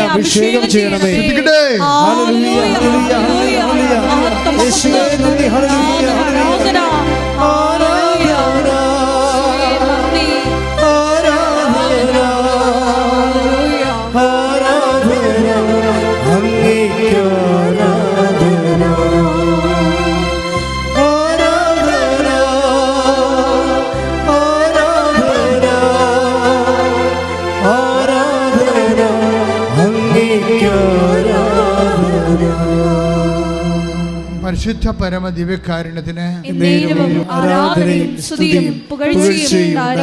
അതുകൊണ്ട് വിശ്വാസത്തിൽ വീണു പോകാതിരിക്കാൻ നിങ്ങളോട് എന്താ പറഞ്ഞത്? വിശ്വാസത്തിനൊരു കൊഴുപ്പുണ്ട്. എന്താണ് അത്? ഓരോ ആഴ്ചയിൽ വളർന്നാൽ അടുത്ത ആഴ്ച തളരും. ഇതിന് കേവല സ്ഥിതി ഉണ്ടാക്കാനും വളരാൻ വേണ്ടി വളരുക മാത്രം ചെയ്യാൻ വേണ്ടിയുള്ള ഏറ്റവും വലിയ ഒറ്റമൂലിയാണ് ദൈവനാമത്തിലും ദൈവസ്നേഹത്തിലും യഥാർത്ഥ സ്നേഹത്തിൻ്റെ ശക്തിയിലുമുള്ള സൽപ്രവൃത്തികൾ. അപ്പോഴെന്താ സംഭവിക്കുന്നത്? തോബിത്തിൻ്റെ 12:13 പോലെ നീ സൽപ്രവൃത്തികൾ ദൈവനാമത്തിൽ ചെയ്യുമ്പോൾ ദൈവം തന്നെ നിൻ്റെ കൂടെ വരും. ദൈവം തന്നെ നിൻ്റെ കൂടെ വരണ കാരണം നിൻ്റെ വിശ്വാസം ഒരിക്കലും താഴ്ന്നു പോകത്തില്ല. പക്ഷേ ദൈവവേദന അപ്പോഴും നമ്മൾ ശ്രദ്ധിക്കേണ്ട കാര്യമുണ്ട്. വീണു പോകാതിരിക്കാൻ ആദിമസഭയുടെ പാഠങ്ങളാണ് ഞാൻ പറയണത്. അതായത് ഇപ്പോൾ 2 പത്രോസ്, ദാറ്റ് മീൻസ് 2 പത്രോസ് 1:10 എടുത്ത് ശ്രുതികട ഹല്ലേലൂയ. 2 പത്രോസ് 1:10 ആകയാൽ സഹോദരങ്ങളെ നിങ്ങളുടെ വിളിയും തിരഞ്ഞെടുപ്പും ഉറപ്പിക്കുന്നതിൽ കൂടുതൽ ഉത്സാഹമുള്ളവരായിരിക്കുവിൻ. ഇങ്ങനെ ചെയ്താൽ ഒരിക്കലും നിങ്ങൾ വീണു പോവുകയില്ല. അപ്പൊ നിങ്ങളുടെ വിളിയും തിരഞ്ഞെടുപ്പും ഉറപ്പിക്കാൻ വേണ്ടി ഇതുപോലെ സൽപ്രവർത്തികളിലൂടെയും അതുപോലെ തന്നെ കൃപാവര പ്രവർത്തനങ്ങളിലൂടെയും വേദപ്രചാര പ്രവർത്തനങ്ങളിലൂടെയും ദൈവസംഘത്തിൻ്റെ യഥാർത്ഥ പ്രവർത്തികളിലൂടെ പോയാൽ ഒരിക്കലും നിങ്ങൾ വീണു പോകത്തില്ല. വിശ്വാസം വീണു പോകാൻ സാധ്യതയുള്ള സംഭവമാണെന്ന് ഞാൻ പറഞ്ഞില്ലേ. അങ്ങനെ വീണുപോയൊരു കക്ഷിയുണ്ട്. ആരാണത്? സ്നാപയോഹന്നാൻ. സ്നാപയോഹന്നാൻ വീണെങ്കിൽ പിന്നെ നമ്മൾ വീഴത്തില്ലേ? സ്നാപയോഹന്നാൻ വീണുപോയില്ലേ? എന്താണ് വീണ പോകാൻ കാര്യം? എന്താ പറയണത്? വരാതിരിക്കുന്ന take the word of God, വരാതിരിക്കുന്ന നീ തന്നെയോ. അതായത് 7:19 ലുക്ക 7:19. ഹല്ലേലൂയ ഹല്ലേലൂയ ഹല്ലേലൂയ ഹല്ലേലൂയ ഹല്ലേലൂയ ഹല്ലേലൂയ. യേശുവേ ആരാധന ആരാധന ആരാധന ആരാധന ആരാധന. ഹല്ലേലൂയ ഹല്ലേലൂയ ഹല്ലേലൂയ. യേശുവേ 7:19 വരാനിരിക്കുന്നവൻ നീ തന്നെയോ അതോ ഞങ്ങൾ വേറൊരുവനെ കാത്തിരിക്കണമോ എന്ന് കർത്താവിനോട് ചോദിക്കാൻ പറഞ്ഞയച്ചു. സ്നാപയോഹന്നാൻ്റെ വിശ്വാസത്തിൽ വീഴ്ച വന്ന കണ്ടില്ലേ? ഞാനിത് ഇടയ്ക്കിടയ്ക്ക് നിങ്ങളോട് പറയാറുണ്ട് ഈ ഭാഗം. ഇന്ന് പറയാൻ ഉദ്ദേശിക്കുന്നത് അതല്ല. സ്നാപയോഹന്നാൻ ഒരു കാലത്ത് കർത്താവിനെ ദൈവത്തിൻ്റെ കുഞ്ഞാടെന്ന് പറഞ്ഞ് ശിഷ്യന്മാരെ പഠിപ്പിച്ചിട്ട് ആ പഠനം കേട്ട് ബോധ്യപ്പെട്ട് സ്നാപയോഹന്നാൻ്റെ ശിഷ്യന്മാർ യേശുവിൻ്റെ ശിഷ്യന്മാരായിട്ടുണ്ട്. യാക്കോബും യോഹന്നാനും. അത്രയും ഒരു കാലത്ത് വിശ്വാസത്തിൽ വളർന്നിരുന്നൊരു മനുഷ്യൻ ജയിലിൽ കിടന്നപ്പോൾ പിന്നെ വിശ്വാസം പോയി. അതാ വരാതിരിക്കുന്നവൻ നീ തന്നെയോ, ഞങ്ങൾ വേറെ ആരെങ്കിലും പ്രതീക്ഷിക്കണമോ എന്ന് ചോദിച്ചു. അപ്പോൾ യേശുവിന് വേണമെങ്കിൽ യോഹന്നാനോട് പറയാമായിരുന്നു, നീ എന്തിനാ, നിനക്ക് ബൈബിൾ അറിയാമല്ലോ, ബൈബിൾ എടുത്ത് വായിച്ചാൽ പോരെ, ഞാൻ തന്നെയാണ് വരാതിരിക്കണമെന്ന് എന്ന് ചിന്തിച്ചിരിക്കുക. അല്ലേ അച്ഛൻ പറഞ്ഞ മനസ്സിലായി നിങ്ങൾക്ക്? യോഹന്നാൻ വന്ന് യേശുവിനോട് യേശുവിൻ്റെ അടുത്ത് വിട്ടിരിക്കുകയാണ്. എന്താണ്? വരാതിരിക്കണവൻ നീ തന്നെയാണോ അതോ വേറെ ആൾക്കാരെ ഞങ്ങളെ പ്രതീക്ഷിക്കണോ? അപ്പോൾ യേശുവിന് പറയാമല്ലോ, നിയമത്തിൽ എന്താണ് എഴുതിയിരിക്കണത്, നീ എടുത്ത് വായിച്ചു നോക്കിയേ, നിനക്ക് വചനം അറിയാൻ പാടില്ലേ എന്ന് പറയാം. പക്ഷേ വചനം ചില സമയത്ത് അവിശ്വാസികളുടെ മുമ്പിൽ വില പോകത്തില്ല. വചനത്തിന് അങ്ങനെ കുഴപ്പമുണ്ട്. വചനം അവിശ്വാസികളുടെ മുമ്പിൽ വചനം വിലപ്പോകുമായിരുന്നെങ്കിൽ തീർച്ചയായിട്ടും യേശു പറഞ്ഞേനം വചനം എടുത്ത് വായിക്കണമെന്ന് പറഞ്ഞേനം. പറഞ്ഞില്ല. പറഞ്ഞിട്ട് എന്താ പറഞ്ഞത്? അവിശ്വാസികളുടെ മുമ്പിൽ വചനം വിലപ്പോകത്തില്ലെങ്കിൽ പിന്നെ അടയാളം മാത്രമേ വിലപ്പോകത്തുള്ളൂ എന്ന് ഈശ്വരനും അറിയാം. അതുകൊണ്ട് യോഹന്നാൻ എന്ന സംശയരോഗിയോട് പറഞ്ഞു, സംശയമുള്ളവനോട് കർത്താവ് എന്താ പറഞ്ഞിരിക്കണത്? നീ വചനമൊന്നും വായിക്കണ്ട, വായിച്ചിട്ട് കാര്യമില്ലെന്ന് എനിക്കറിയാം, പക്ഷെ നിനക്ക് കാര്യം ഉണ്ടാകണം. നിങ്ങൾ കാണുന്നത്, നിങ്ങൾ കേൾക്കുന്നത് പോയി യോഹന്നാൻ അറിയിക്കുക. അന്തർ കാണുന്നു, ചെകിടർ കേൾക്കുന്നു, ഊമ സംസാരിക്കുന്നു, ദരിദ്രരോട് സുവിശേഷം പ്രസംഗിക്കുന്നു, എന്നിൽ ഇടർച്ച വരാത്തവൻ ഭാഗ്യവാനെന്ന് പറയുമ്പോൾ എൻ്റെ ദൈവവേദലെ സംശയമുള്ളവർക്ക്, വചനം അറിയാത്തവർക്ക്, ദൈവമായിട്ട് ഇടപാടില്ലാത്തവർക്ക് ഏറ്റവും വലിയ ബൈബിൾ എന്ന് പറയുന്നത് മനുഷ്യരുടെ ഇടയിൽ ദൈവം കാണിക്കുന്ന അത്ഭുതങ്ങളും അടയാളങ്ങളുമാണെങ്കിൽ അത് തന്നെയാണ് അതിൻ്റെ സുവിശേഷം. ശ്രദ്ധിക്കട്ടെ.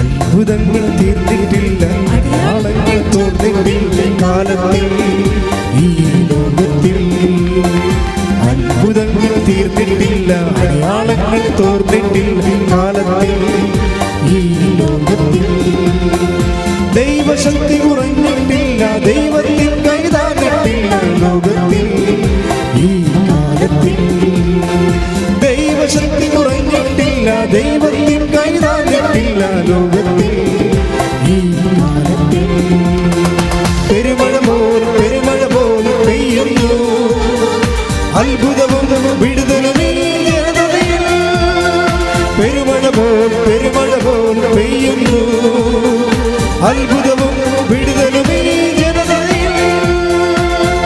പരിശുദ്ധ പരമദിവ്യകാരുണ്യത്തിന് നേരവും ആരാധനയും സ്തുതിയും പുകഴ്ചയും ഉണ്ടായിരിക്കട്ടെ. അവസാനം ആത്മാവ് എന്താ വെളിപ്പെടുത്തിയത്? അടയാളങ്ങൾ അന്തൻ്റെ സുവിശേഷമെന്ന്. അല്ലേ? ഞാനും പോലും അറിയാതെ പറഞ്ഞതാണ്. സത്യം പറഞ്ഞാൽ വിശ്വാസം നഷ്ടപ്പെട്ടവരുടെ മുമ്പിൽ പിന്നെ ബൈബിള് അല്ല വെളിച്ചം നൽകണത്. സംശയം വന്നുപോയവരുടെ മുമ്പിൽ പിന്നെ ബൈബിളല്ല വെളിച്ചം നൽകണത്. പിന്നെ ആരാണ്? അടയാളങ്ങളാണ്. അതാണ് ഈശോ പറഞ്ഞത്. യോഹന്നാൻ ഒരു കാലത്ത് വിശ്വാസം ഉണ്ടായിരുന്നവനാണ്, ഇന്നവന് വിശ്വാസമില്ല. ഇനി അവന് വിശ്വാസമുണ്ടാക്കാൻ അടയാളങ്ങൾക്ക് മാത്രമേ പറ്റത്തുള്ളൂ. അതുകൊണ്ട് നിങ്ങൾ കാണുന്നതും കേൾക്കുന്നതും പോയി ശ്രദ്ധിക്കട്ടെ. ലൂക്കാ 7:22 അവൻ പറഞ്ഞു നിങ്ങൾ കാണുകയും കേൾക്കുകയും ചെയ്തതെല്ലാം ചെന്ന് യോഹന്നാനെ അറിയിക്കുക. കുരുടന്മാർ കാണുന്നു, മുടന്തന്മാർ നടക്കുന്നു, കുഷ്ഠരോഗികൾ സുഖപ്പെടുന്നു, ചെകിടർ കേൾക്കുന്നു, മരിച്ചവർ ഉയർപ്പിക്കപ്പെടുന്നു, ദരിദ്രരോട് സുവിശേഷം പ്രസംഗിക്കപ്പെടുന്നു. ഇപ്പൊ സാക്ഷ്യത്തിന്റെ പ്രധാനം മനസ്സിലായില്ലേ? സാക്ഷ്യമാണ് സുവിശേഷത്തിന്റെ അപ്പുറത്തെ സുവിശേഷം. സാക്ഷ്യമാണ് അന്തൻ്റെ സുവിശേഷം എന്ന് പറഞ്ഞാൽ എന്താ കാര്യം? ഒരു ടൈം കഴിഞ്ഞാൽ പിന്നെ ബൈബിൾ അറിയാത്തവർക്ക്, ബൈബിൾ ഇല്ലാത്തവർക്ക്, ബൈബിളിൽ വിശ്വസിക്കാത്തവർക്ക്, യേശുവിൽ വിശ്വസിക്കാത്തവർക്ക് പിന്നെ ഉള്ള പിടിവള്ളി എന്താണ്? സാക്ഷ്യമാണ്, അടയാളങ്ങളാണ്, കാണുന്നതും കേൾക്കുന്നതുമാണ്. നിങ്ങൾ കാണുന്നതും കേൾക്കുന്നതും യോഹന്നാനെ അറിയിക്കാൻ എന്നെ ഇടർച്ച വരാത്തവൻ ഭാഗ്യവാനെന്ന്. ആ കാണുകയും കേൾക്കുകയും ചെയ്തിട്ടും യോഹന്നാന് ഇടർച്ച വന്നിട്ടില്ലെങ്കിൽ ഹീസ് ബ്ലെസ്സഡ്. ഇടർച്ച വന്നാൽ അവൻ്റെ കാര്യം പോക്കാണ്. അടയാളം കണ്ടിട്ടും അടയാളങ്ങൾ വിശ്വസിക്കാതിരിക്കുകയും, അതുപോലെ കാണാനുള്ള കണ്ടിട്ടും കേൾക്കാനുള്ള കേട്ടിട്ടും ദൈവത്തിൻ്റെ കാലസ്പർശം കണ്ടിട്ടും വിശ്വാസത്തിലേക്ക് വന്നില്ലെങ്കിൽ you are not blessed. Not blessed എന്നല്ല, കേഴ്സ് ടു കൊറോസിൻ, കഫർനാമേ നിനക്ക് ദുരിതം. നിന്നിൽ പ്രവർത്തിച്ച അത്ഭുതങ്ങൾ സീദോനിലാണ് പ്രവർത്തിച്ചെങ്കിൽ എത്രയോ നേരത്തെ ചാക്കൊടുത്ത് തപസ് ചെയ്യുമായിരുന്നു. എന്നാൽ നിൻ്റെ ലോകാവസാനത്തിൽ നിൻ്റെ സ്ഥിതി സോദോമിനേക്കാളും മോശമായിരിക്കും. തീയും ഗന്ധകവും ഇറക്കി നശിപ്പിച്ച് കളഞ്ഞ സോദോമിനേക്കാളും മോശമായിരിക്കും അടയാളം കണ്ടിട്ടും വിശ്വസിക്കാത്ത അവിശ്വാസിയുടെ സ്ഥിതി എന്ന് ബൈബിൾ താക്കീത് കൊടുക്കുന്നത് യേശുവിൻ്റെ വാക്കുകളിലാണ്. Take the word of God. ശ്രദ്ധിക്കട്ടെ. ഹല്ലേലൂയ. ഹല്ലേലൂയ, ഹല്ലേലൂയ, ഹല്ലേലൂയ. ലൂക്ക 10:13-14. ലൂക്ക 10:13-14. കൊറാസിൻ നിനക്ക് ദുരിതം, ബത്സയിദ നിനക്ക് ദുരിതം. നിങ്ങളിൽ നടന്ന അത്ഭുതങ്ങൾ ടയറിലും സീദോനിലും നടന്നിരുന്നെങ്കിൽ അവിടുത്തെ ജനങ്ങൾ ചാക്കൊടുത്തും ചാരം പൂശിയും പണ്ടേ തന്നെ പശ്ചാത്തപിക്കുമായിരുന്നു. ആകയാൽ വിധി ദിനത്തിൽ ടയറിന്റെയും സീദോന്റെയും സ്ഥിതി നിങ്ങളുടേതിനേക്കാൾ സഹനീയമായിരിക്കും. ഇത് വചനം നൽകണത് അനുദപിക്കാൻ വേണ്ടിയാണ്. നമുക്ക് മനസ്സിലായി. അവസാനം ഈശോ എന്നാ പറയണത്? അതായത് അടയാളങ്ങൾ നൽകുന്നത് അനുദപിക്കാൻ വേണ്ടിയാണ്. പ്രത്യേകിച്ച് കർത്താവിനെ അറിയാത്തവർ അറിയാനും അറിഞ്ഞവർ ആഴപ്പെടാനും വേണ്ടി പ്രാർത്ഥിക്കുക. കർത്താവ് ദൈവമേ, എന്നെ അങ്ങയുടെ അടയാളമാക്കണമേ. എനിക്ക് ലഭിക്കുന്ന അടയാളങ്ങളിലൂടെ അനേകരെ അങ്ങയിലേക്ക് ആകർഷിക്കുവാൻ, അനുതാപത്തിലും ആത്മാഭിഷേകത്തിലും സത്യത്തിന്റെ സുവിശേഷത്തിന്റെ സാക്ഷിയായി ജീവിക്കാൻ എന്നെ അഭിഷേകം ചെയ്യണം.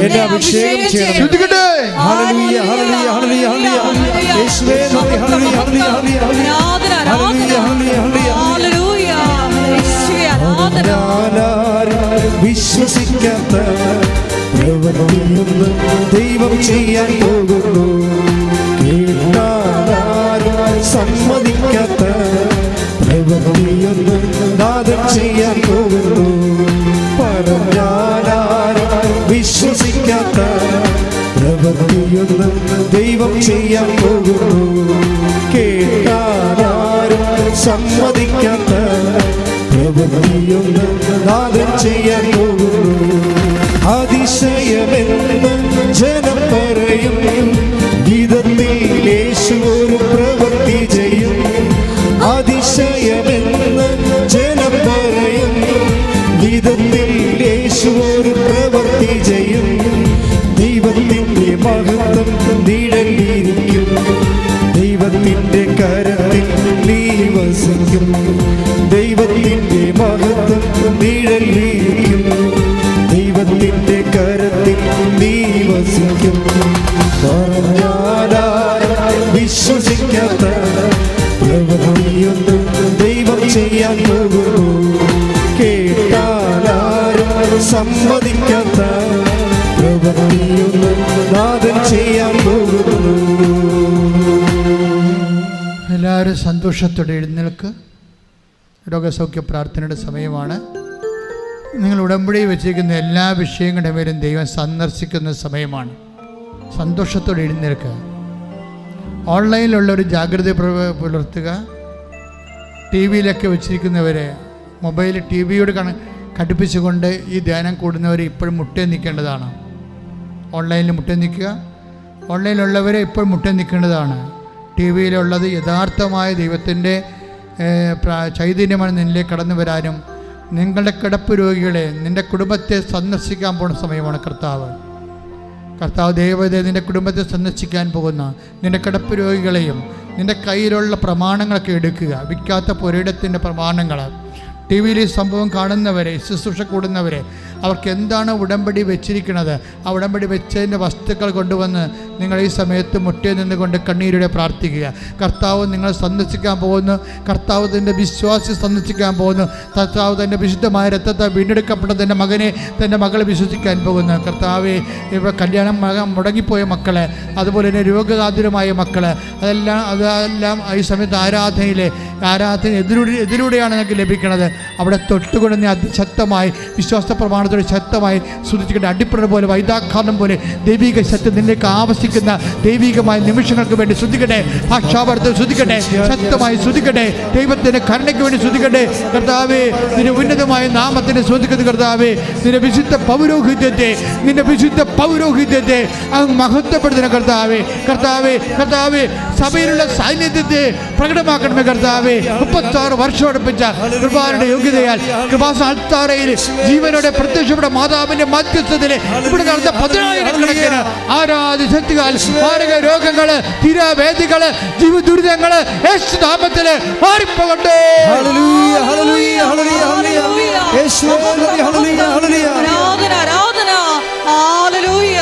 യേശുവേ നന്ദി, യേശുവേ ആരാധന.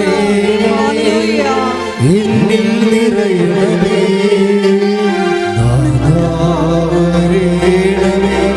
സൗഖ്യം നൽകണമേ. ഒരുമിച്ച് എല്ലാവരും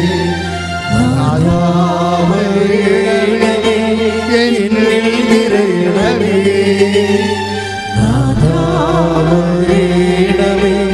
സൗഖ്യം നൽകണമേ. എൻ്റെ മക്കളെ, നിങ്ങൾക്ക് വേണ്ടി അച്ഛൻ പ്രാർത്ഥിക്കുമ്പോഴേ ജീവിക്കുന്നതായ ദൈവത്തിൻ്റെ മുമ്പിൽ ജീവനോടെ പ്രത്യക്ഷപ്പെട്ട അമ്മയുടെ മുമ്പിൽ നിന്നുകൊണ്ട് ഞാൻ പ്രാർത്ഥിക്കുമ്പോൾ എൻ്റെ മനസ്സ് പരിശുദ്ധാത്മ നൽകുന്ന അഭിഷേകം എന്താണെന്നറിയാവോ? ഈ ജനം എനിക്കറിയത്തില്ലെന്നാണ്. ഈ ജനം എനിക്കറിയത്തില്ല എന്ന് പറഞ്ഞു കഴിഞ്ഞാൽ അതിൻ്റെ അർത്ഥം അതൊരു വാഗ്ദാനമാണ്. ഈ ജനത്തിൻ്റെ കരച്ചിൽ, അവിടെ നിന്ന് അവരുടെ കണ്ണിൽ നിന്ന് കണ്ണീരെല്ലാം തുടച്ചു മാറ്റുമെന്ന് പറഞ്ഞ ദൈവത്തിൻ്റെ വാഗ്ദാനമാണെങ്കിൽ നീ മകളെക്കുറിച്ചോ മകനെക്കുറിച്ചോ ലഹരി പാനീയങ്ങളെക്കുറിച്ചോ അതുപോലെ തന്നെ മാരക രോഗങ്ങളെക്കുറിച്ചോ എൻ്റെ മക്കൾ കരയുന്നുണ്ടെങ്കിൽ, സാമ്പത്തിക തകർച്ചയെക്കുറിച്ചോ ജീവിത തകർച്ചയെക്കുറിച്ചോ നിങ്ങൾക്ക് അറിയുന്നുണ്ടെങ്കിൽ നിൻ്റെ ദൈവം അവർ കണ്ണുനീരോടെയാണ് വരണത്. 31:9 പ്രാർത്ഥിക്കുന്നു, ഞാൻ അവരെ ആശ്വസിപ്പിച്ച് നയിക്കുമെന്ന് പറഞ്ഞത് കർത്താവിൻ്റെ വാഗ്ദാനമാണെങ്കിൽ ആ വാഗ്ദാനം പരിശുദ്ധ അമ്മയുടെ ജീവനോടെ പ്രത്യക്ഷപ്പെട്ട പരിശുദ്ധ അമ്മയുടെ മാധ്യസ്ഥത്തിലാണ് ആ വാഗ്ദാനം ഈശോ നിറവേറ്റാൻ അടയാളങ്ങളുടെ അത്ഭുതങ്ങളുടെ കണ്ണുനീര്, കരുത്തിന്റെ കണ്ണുനീര്, ലോകത്തിന്റെ കണ്ണുനീര്, ജീവിത തകർച്ചയുടെ കണ്ണുനീര്, ജീവിത കുടുംബ തകർച്ചയുടെ കണ്ണുനീര് യേശു നാമത്തിൽ ഈ നിമിഷം പറ്റി മാറട്ടെ.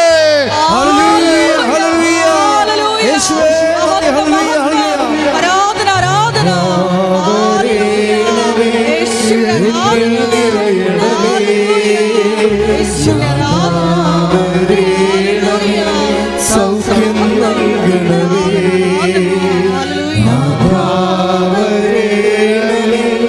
എന്നിൽ നിറയണമേ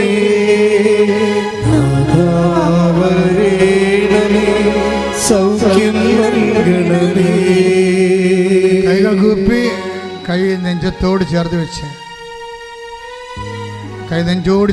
കണ്ട് കണ്ണുകൾ അടച്ചുകൊണ്ട് അച്ഛന് വേണ്ടി പ്രാർത്ഥിച്ചുകൊണ്ടിരിക്കുക. നമ്മൾ പ്രാർത്ഥിക്കാൻ പോകുന്ന വിഷയങ്ങളെല്ലാം ഈശോയ്ക്ക് നമ്മൾ സമർപ്പിക്കുകയാണ്. അകന്നുപോയ ഭാര്യാഭർത്തകന്മാർ, അന്താളിച്ച് നിൽക്കുന്ന കുഞ്ഞുങ്ങൾ, വൈരാഗ്യം കൊണ്ട് മനസ്സ് മൂടിപ്പോയവർ, വശ്യവും വൈരാഗ്യം കൊണ്ട് പരസ്പരം ഉപദ്രവിക്കണമെന്ന് ചിന്തിച്ചുകൊണ്ടിരിക്കുന്നവർ, അവരെല്ലാം അൾത്താരയിൽ സമർപ്പിക്കുന്നു. ഒരു ഗതിയും പരഗതിയും ഇല്ലാതെ ഒരു മനുഷ്യൻ്റെ മുമ്പിൽ കൈനീട്ടാൻ ആളില്ലാത്ത, അവശേഷിക്കാത്ത, വല്ലാത്ത വേദന അനുഭവിക്കുന്നവരെ, വിവാഹം ഒത്തുവരാത്തവരെ, 10, 30, 31 വയസ്സായവരെ, 41 വയസ്സായവരെ, 41 വയസ്സ് കഴിഞ്ഞിട്ടും പിന്നെ ജോലി കിട്ടാതെ നിൽക്കുന്നവരെ, സ്ഥലമില്ലാത്തവരെ, വീടില്ലാത്തവർ, വീടും വഴിയുമില്ലാത്തവരെ, ഇങ്ങനെ വ്യത്യസ്തമായ ജീവിത മേഖലകളിൽ ഓരോ ജോലി ചെയ്യുന്ന ഇടങ്ങളിലെല്ലാം പലതരത്തിലുള്ള പ്രഷറുകൾ, ജോലി നഷ്ടപ്പെടുത്തി കളയാൻ പറ്റുന്നുള്ള വൈശാചികമായുള്ള ഗൂഢാലോചനകൾ നടക്കുന്ന ഇടങ്ങൾ എല്ലാം നീ കർത്താവിൻ്റെ തിരുസന്നിധിയിൽ കണ്ണുനീരോടെ സമർപ്പിക്കുക. ദൈവ പൈതലേ, ഇപ്പോഴും നിൻ്റെ വീട്ടിൽ തന്നെ നിനക്ക് സമാധാനമില്ല. അവിടെ എല്ലാം ഗ്രൂപ്പിസമാണ്. പലതരത്തിലുള്ള ഗ്രൂപ്പുകൾ കൂടിക്കൊണ്ട് നിന്നെ എങ്ങനെ തകർക്കാം, ഒതുക്കാം, നിന്നെ എങ്ങനെ തട്ടിപ്പുറത്ത് കളയാമെന്ന് ചിന്തിച്ചുകൊണ്ട്, അതുപോലെ തന്നെ ഭാഗോടമ്പടി നടക്കാത്ത ഭവനങ്ങൾ, സ്ഥലം വിറ്റുമാറാത്ത കുടുംബങ്ങൾ, അതുപോലെ തന്നെ അങ്ങോട്ടും കൊടുക്കാത്ത കുടുംബങ്ങൾ, ഓരോരുത്തർക്കും കൊടുക്കേണ്ടത് വിധിച്ച് കൊടുക്കാത്ത കുടുംബങ്ങൾ, പലതരത്തിലും മക്കളെ പഠിപ്പിക്കാൻ നിവൃത്തിയില്ലാത്ത കുടുംബങ്ങൾ, അതിൻ്റെ പേരിൽ കലഹങ്ങൾ, ഭിന്നതകൾ, മക്കൾ മാതാപിതാക്കളെ എതിർക്കുകയും അവരിൽ നിന്ന് അകന്നു പോവുകയും അവരെ ശപിക്കുകയും അങ്ങനെ പലതരത്തിൽ എന്തിനു ജീവിക്കണമെന്ന് അറിയാൻ പാടില്ലാതെ ആകപ്പാട് കെട്ടി നട്ടം തിരിയുന്ന യുവാക്കന്മാർ, യുവതികൾ, അതുപോലെ തന്നെ മറ്റുള്ളവരെല്ലാം രക്ഷപ്പെടുമ്പോൾ തനിക്ക് രക്ഷയില്ലെന്ന് വിചാരിച്ചുകൊണ്ട് ചത്തുകളയാമെന്ന് ചിന്തിക്കുന്ന നിരാശപ്പെട്ട മനുഷ്യരെ, ആ മനുഷ്യരുടെ മേലെല്ലാം കർത്താവിൻ്റെ കൃപ ചൊരിയാൻ വേണ്ടി ഈ നിമിഷം പരിശുദ്ധമ്മ ജീവനോടെ വന്ന് അവർക്ക് വീഞ്ഞില്ല എന്ന് പറഞ്ഞുകൊണ്ട് കർത്താവിനെ കളത്തിലിറക്കിയതാണ് അമ്മ. അമ്മ ഈ കലിയുഗത്ത് കാണിക്കുന്ന ഈ ലോകത്ത് മനുഷ്യൻ അനുഭവിക്കുന്ന ഓരോ വേദനയും അത് ഏത് തരത്തിലുള്ള വേദനയായാലും, ഏത് തരത്തിലുള്ള രോഗങ്ങളായാലും, ഏത് തരത്തിലുള്ള മനപ്രയാസമായാലും അതെല്ലാം യേശു ക്രിസ്തുവിന് അവിടെയെല്ലാം പരമപിതാവ് അത് യേശു ഏറ്റെടുക്കണമെന്ന് പിതാവ് ആഗ്രഹിക്കുന്നുണ്ട്. മനസ്സിലാക്കിയ മറിയമ്മ അമ്മയാണ് കാനായിലെ കല്യാണത്തിന് കുടുംബത്തിന് വീഞ്ഞില്ലെന്ന് പറഞ്ഞുകൊണ്ട് യേശു ക്രിസ്തുവിനെ നിർബന്ധിക്കുന്നതെങ്കിൽ ആ അമ്മ തന്നെയാണ് ഇപ്പോഴേ നിൻ്റെ ജീവിതത്തിൽ നിൻ്റെ ഇല്ലായ്മകളുടെ മേൽ അമ്മ യേശുവിനെ നിർബന്ധിച്ചുകൊണ്ടിരിക്കുകയാണ്. ഈ നിമിഷങ്ങളിൽ ദൈവമായ കാനായിലെ കല്യാണത്തിൽ എന്നതുപോലെ ആ യേശുവിടെ പ്രത്യക്ഷനാണ്, അമ്മയുടെ പ്രത്യക്ഷനാണ്. നിന്റെ ജീവിത വ്യവഹാരം, നിന്റെ ഇല്ലായ്മകളും അല്ലായ്മകൾ എല്ലാം അമ്മ ഇപ്പൊ യേശുവിനോട് പറഞ്ഞുകൊണ്ടിരിക്കുകയാണ്. ഈ പറത്തിൽ യേശു നിന്റെ ജീവിതത്തെ ഏറ്റെടുത്തുകൊണ്ടിരിക്കുകയാണ്. യേശുവിന്റെ ഉന്നതമായ നാമത്തില് നിന്റെ സർവ്വവിധ വേദനകളെ യേശു ഏറ്റെടുത്തുകൊണ്ട് ഈ കുടുംബത്തിന്, നിങ്ങൾ ഏത് കുടുംബത്തിൽ ചെന്നാലും അവിടെ സമാധാനം ആശംസിക്കാറുള്ള ചെയ്ത കർത്താവിന്റെ സമാധാനത്തിന്റെ കൈകള് നിന്റെ ജീവിതത്തിന്മേൽ ഉയരട്ടെ. സമാധാനം നിന്നോട് കൂടെ. ശ്രുതിക്കട്ടെ.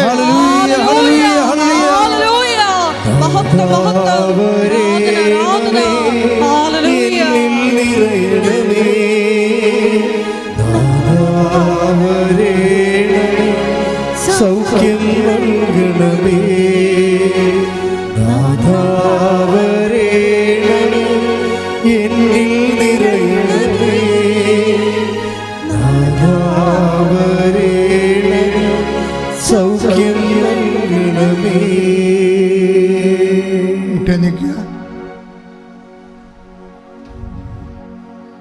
കൈകൾ കുപ്പിക്കൊണ്ട് മൗനമായി ഇവിടെ പറയാത്ത വല്ല കാര്യമുണ്ടെങ്കിൽ ഇപ്പോൾ ഈശോയോട് പറയാം. അച്ഛൻ പറഞ്ഞ കാര്യങ്ങൾ പറയരുത്.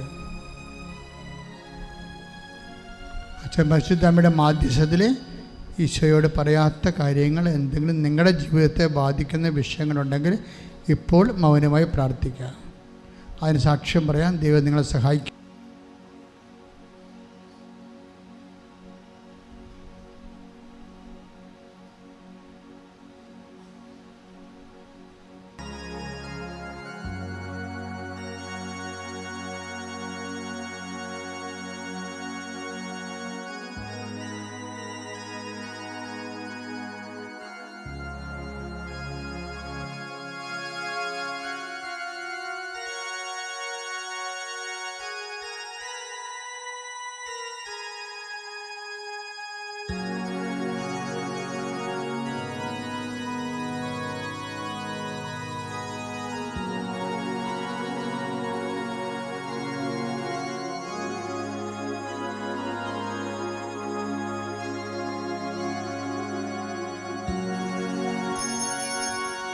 പരിശുദ്ധ പരമമാ ദിവ്യകാരുണ്യമേ,